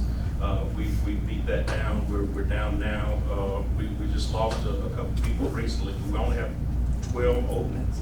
So 12 vacancies is not bad when you talk about 150 positions. So we're doing really good as far as our recruitment goes. The thing with retention, we're doing a lot to retain our folks as well. One of the things that we're doing, and it doesn't show up really in a budget. You're not going to see it anywhere on a spreadsheet, but we're looking at overall wellness for our officers. We're doing a lot now to make sure that our officers are being looked at in a holistic way. We're taking care of them mentally, physically. We're partnered with the Warrior Research Center over at Auburn University to make sure that these guys are learning how to exercise right, to eat right, to do things to take care of themselves physically. There's a group of chaplains just from different denominations that come in and meet with them on a regular basis. So we're making sure we get them that spiritual help that they need. We've added a component to our annual physicals to make sure that there's a person they can talk to that has a psychology background that can help them in that way. And the reason that's important, and it goes towards helping the officers perform better, is because the average officer in the course of their career, they're gonna probably deal with several hundred traumatic events. The average person over the course of a lifetime may only deal with maybe 4 or 5. So you see the toll that can take on your hundreds compared to 4 or 5. Those guys go through a lot, so they need that overall wellness. And a lot of times they don't know they're broken until somebody brings it to their attention. So that is one of the things that we're doing as far as recruitment and retention goes. As far as research goes, we have been researching like crazy, and you're gonna see the results of that research during the next budget cycle. We're gonna hit you up for a lot. We really are. Asking for everything but the change in your pocket.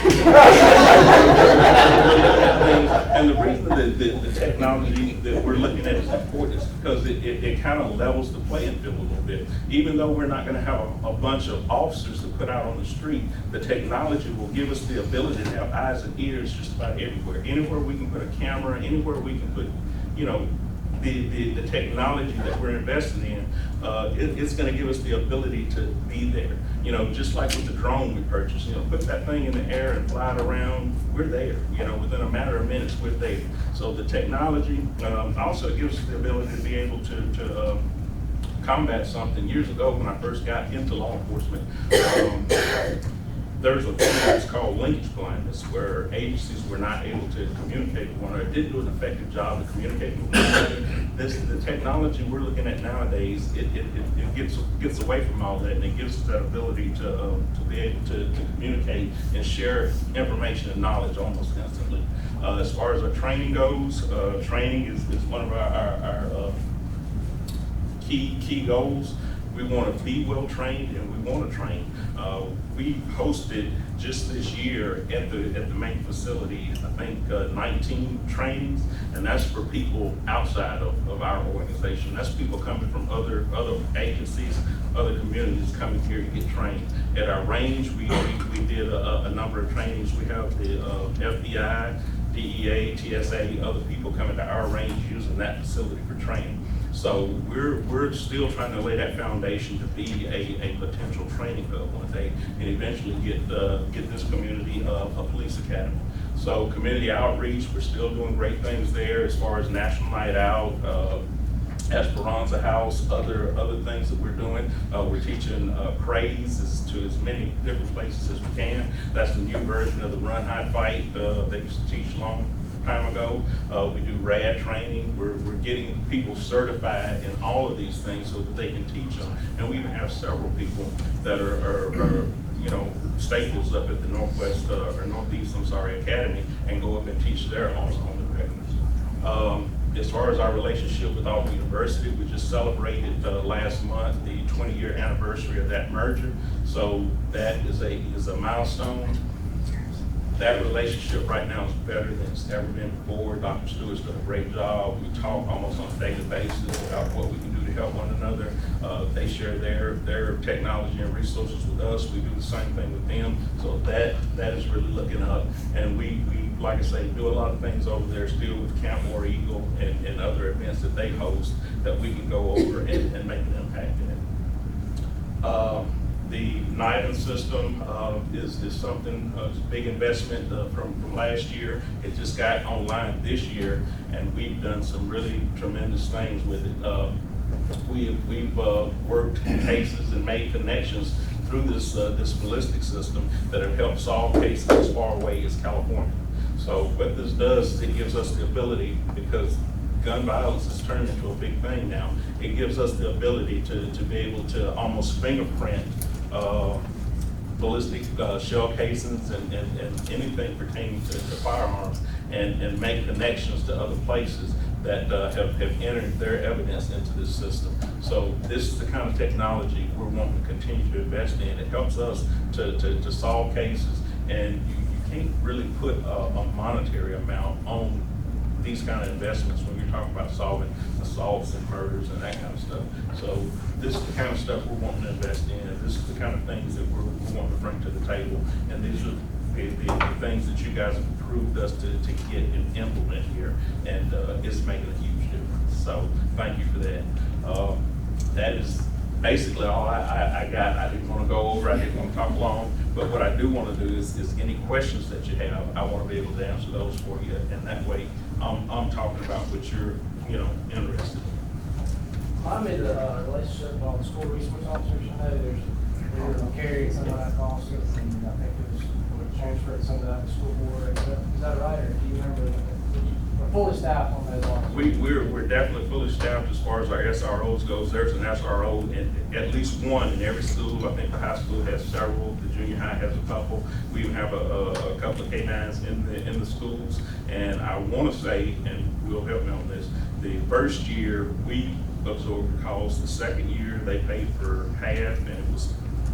So for the addition, the most recent addition that we did, where we pushed staff out to all of the elementary schools, we covered the majority of that cost the first year. They had $80,000 that they could contribute to it. And then this year it stepped up over a 3-year period. This year they're covering, or this coming year, they're covering the entire cost of those additional officers, not the whole SRO. Gotcha. Okay. Plan is to continue that, obviously. Plan is to continue. Yes, that to me is one of the most important, functions that we do. Our kids are our most valuable resource, and we're going to do everything we can do to keep them safe. I think a lot of times people get confused what our mission is and what our role is when we go into the schools, and it's to keep those kids safe. That's it. We're there to make sure no hurt or no harm comes to those children. Those officers, they have an understanding. We talk to them before they go into the school, and they know your number one job, if something jumps off in this school, is to stand your ground, hold what you got until the rest of us can get there. So yeah, that we're going to keep that in place until the school tells us they don't want it anymore. So they basically house there. They like their offices. Yes, well, they have, well, I'm not gonna say it's an office, but they have a workspace. They have a workstation in every one of those schools where they can go and they can sit and they can check emails, they can do reports and that kind of stuff. But they're supposed to be moving throughout that school throughout the day, checking, entry, exit points, just doing things that keep, them visible and let any potential, I guess, bad guy know that they're on site. But actually, that's just excellent to me, because I actually went to the schools last year to visit I got youth in the different schools and stuff, and just to see an officer or just see the cars there, and actually see an officer's present, it just makes you feel safe just actually going into the school and very confident. With some schools do not have, which is sad, but what's going on in the world today.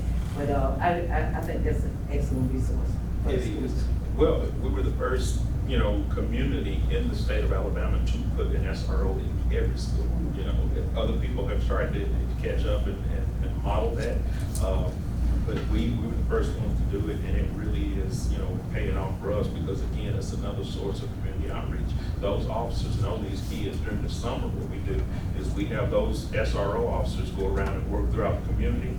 And because they work with those kids in school, they know who they are, that interaction is instant. And so, yeah, they're year-round, they're having some type of positive interaction with a law enforcement person. Well, Chief Anderson was very humble in how he dealt with this, but it was also a very short time frame in which the decision was made to do this, and they were able to populate SRO teams in a very, very short time frame. And a lot of credit goes to the relationships with retired officers, where we were able to pull some people back in who had left, but they love to be SROs. We got a mix of people, but we're very fortunate because it was one of my biggest concerns, and he and Director Matthews said, we've got this, we have a plan, we're gonna get it done, and they did it quickly. And that's also something you don't talk about a lot, but you staffed in a very short window late last summer. At the 11th hour, got it done. And then also you guys have pivoted on vehicles and things. We've not cycled some vehicles out because that next level was the ask that we have a marked unit at every single one of those schools, to Connie's point about visibility, and that also happened. And that's been a quick rollout as well. Chief, I know football season's upon us, and we got 5 games in a row, and just want to go ahead and say thank you to you and your staff. That's a lot. Plus high school No rest in football, plus between, Lee Scott so, football, yeah. plus, yes, thank you. It is, but hey, we're built for it, and that's bringing back the older, the retired officers. It's important because those guys have institutional knowledge. Yes. They know they've worked those types of events for years, and so they bring a lot of wealth, you know, knowledgeable type wealth to these younger officers, and can help them through these trying times. 5 home games in a row is really, you know, taxing on anybody. But those older officers are going to be able to teach these young guys how to get through that. So yeah, it's important that you have a place that is looked upon as being so nice to work at, that those guys will come back out of retirement ready to come and help to do these things. Councilman Griswold. These training opportunities that you mentioned, did the outside agency pay you a tuition, or those folks use the range, do they have a range usage fee or something? Do you accumulate any revenues as a result of those activities? Very, very little. It's minimal.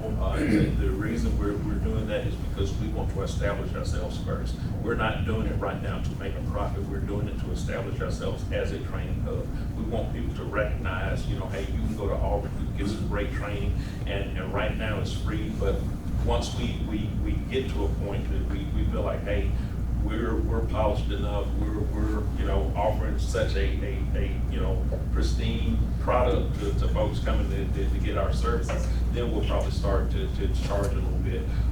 Some of the vendors that come in, they give us free slots, so it's kind of a trade-off, you know. We'll bring them in and we'll train with somebody else, and we get free slots because we're training with somebody as far as de-escalation or something like that. So right now, we're not trying to profit from it. We just want to get ourselves trained up and first to know that we can, again, be looked upon as that training hub. One other quick thing is Chief Anderson's been very committed. A lot of you had questions about downtown, and he has part-time officers downtown at varying times of the day and night, and we have regular patrols at night, but so people don't get used to when they're there. They make contacts with a variety of people who spend a lot of time downtown and help them with things that they need help with, and it's been a very successful program. We're also towing frequently our large parking offenders that tend to work in downtown businesses. It's necessary usually when you hit the $400 mark in parking tickets. We've had two towed from City Hall. People are really getting bold, and they back in hoping the license plate reader doesn't catch them. But our downtown officers are on it, and we're being very consistent in our enforcement. And we've seen, I haven't received as many complaints from you guys about some downtown things going on during the day since that's been happening. So, thank you. All right, any other questions? If not, we're going to wrap up with Chief Langford. Thank you, Chief. Thank you. And I know we may run a couple minutes over, but he's got some good statistics for you. He loves to talk also. I'll not just try to you do guys. that. He said he's going to sing a song for you at the end of his presentation, so he's ready. Y'all ready? Yes. All right, thank you for having me. So I won't really harp on this much, but one of our biggest accomplishments in the last decade is becoming an advanced life support agency. So y'all funded a lot of the equipment needed, and the guys trained and became licensed paramedics. And now we can provide the service. So by far, this is like the biggest thing that we've done in a long time, and we're real proud of it. We also, y'all know, maybe one council meeting ago, purchased a rescue truck. So it's a kind of a slow build out. We're taking baby steps and kind of testing the waters to make sure we know how we want this to operate. So just a few numbers. We had 13 firefighters get paramedic licensure this year, and then 8 will also graduate in December. So we'll have 30-ish paramedics on the fire department in December. So one of the big parts of that was for us to have the capacity to transport someone. We've been on some emergency scenes in the hospital, super busy, and there wasn't an ambulance that could take someone in a timely manner. So now we can do that. And that's been, I don't know how you quantify it, because I don't know how many lives it's saved, but I know that it's been a definite asset. So since October, we've transported 24 people. Citizens that were hurt or injured, and there wasn't an available ambulance, and we had to go to the hospital. And 4 of those were city employees. Maybe it was a broken leg, some type of injury, and we took them. So engine 3, that rescue truck y'all just allowed us to purchase, will be here in a few weeks. So for sure, by the end of September, it'll be up and running and give us one more asset to help us perform those skills. Real quick, you want to tell them what the pictures are? So this is a heart monitor.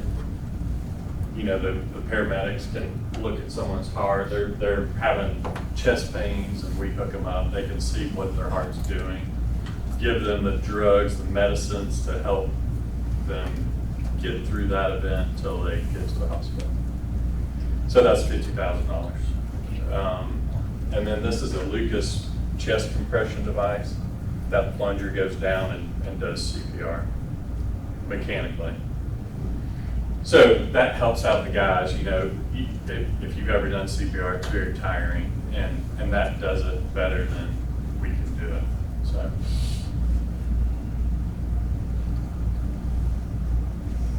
So some key accomplishments. The training center has always been a big desire of mine, and it's awesome that we were able to start funding these projects and then completing them. So the training tower's done. The search maze, Director Matthews talked about it briefly, is coming along. We'll be working on that in the next couple months, and then our classroom building is on schedule, so that's great. To point to Chief Anderson, that facility will be used a lot by police and fire to host training events, so it'll be very nice to have. Our student career conversion this year was year 2. We'll finish that up next year. We're balancing out kind of the numbers of students to career, just so that we have a little more permanent workforce and there's not quite as much turnover. So just like most of the other departments, every year is our busiest year. Last year, 7,684 calls. The guys on shift train 2 hours every day. We did 13 week-long classes, so 40 hours of, most of our classes are 40 hours certification classes. And these are fire college certification classes. So again, like Chief Anderson mentioned, there may be an opportunity in the future to, well, for sure partner with the Alabama Fire College, but maybe some cost sharing stuff to maybe not make a lot of money, but maybe not spend as much either. Tuition type of money, much like Opelika does. So went back and looked at those advanced life support interventions. So we performed advanced life support measures 505 times in the last 10 months. So that was delivering some kind of medicine or drug. And that's all capability we didn't have before this. Right, we couldn't do that. So those are those people sitting there waiting for the care, and now we can go ahead and do it. So life safety inspections, we did 1,840, and then we do lots of pub ed events, such as fire drills, all the city events. You know, we enjoy going out to City Fest and stuff like that. So the guys stay busy. This is a kind of a similar slide to the one you just saw, but it shows last year's numbers. And generally, or I guess I could say in the last 10 years, our numbers increased 5% every year. So on average, about 5% a year.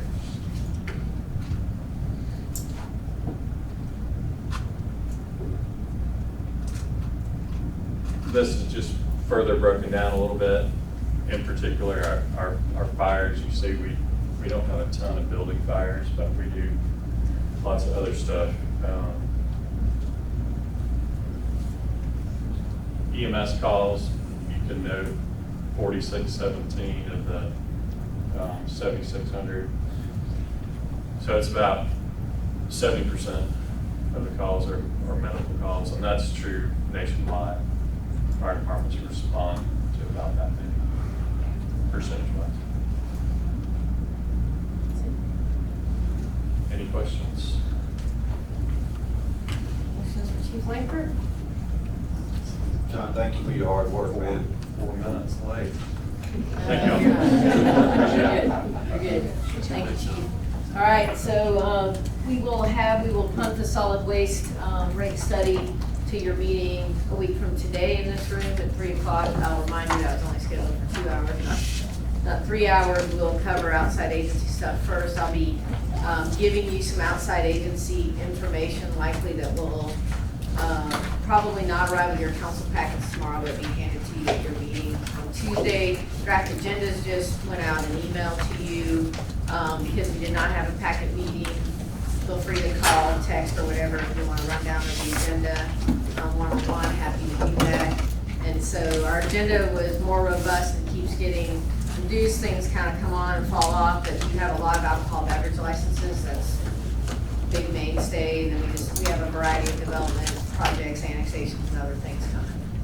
And then you heard a number of department heads mentioned. So right now, committee of the whole slated for 5:55 that I may adjust that. That's in your draft agenda, but I may adjust it overnight and walk it back and text about something undecided about us yet. All right, any questions? We'll consider the budget the first meeting in September. First meeting in September, we're getting ready to post the budget online, the first workshop and all the slides. And that'll be posted for public consumption. I'll send you direct links to both video and the slides if you want them. And if anybody wants the slides printed, just let me know, and I'll gladly provide those as well. Megan, thank you to your staff and all the hard work. And I'm very fortunate. All right, thank you. Have a great night.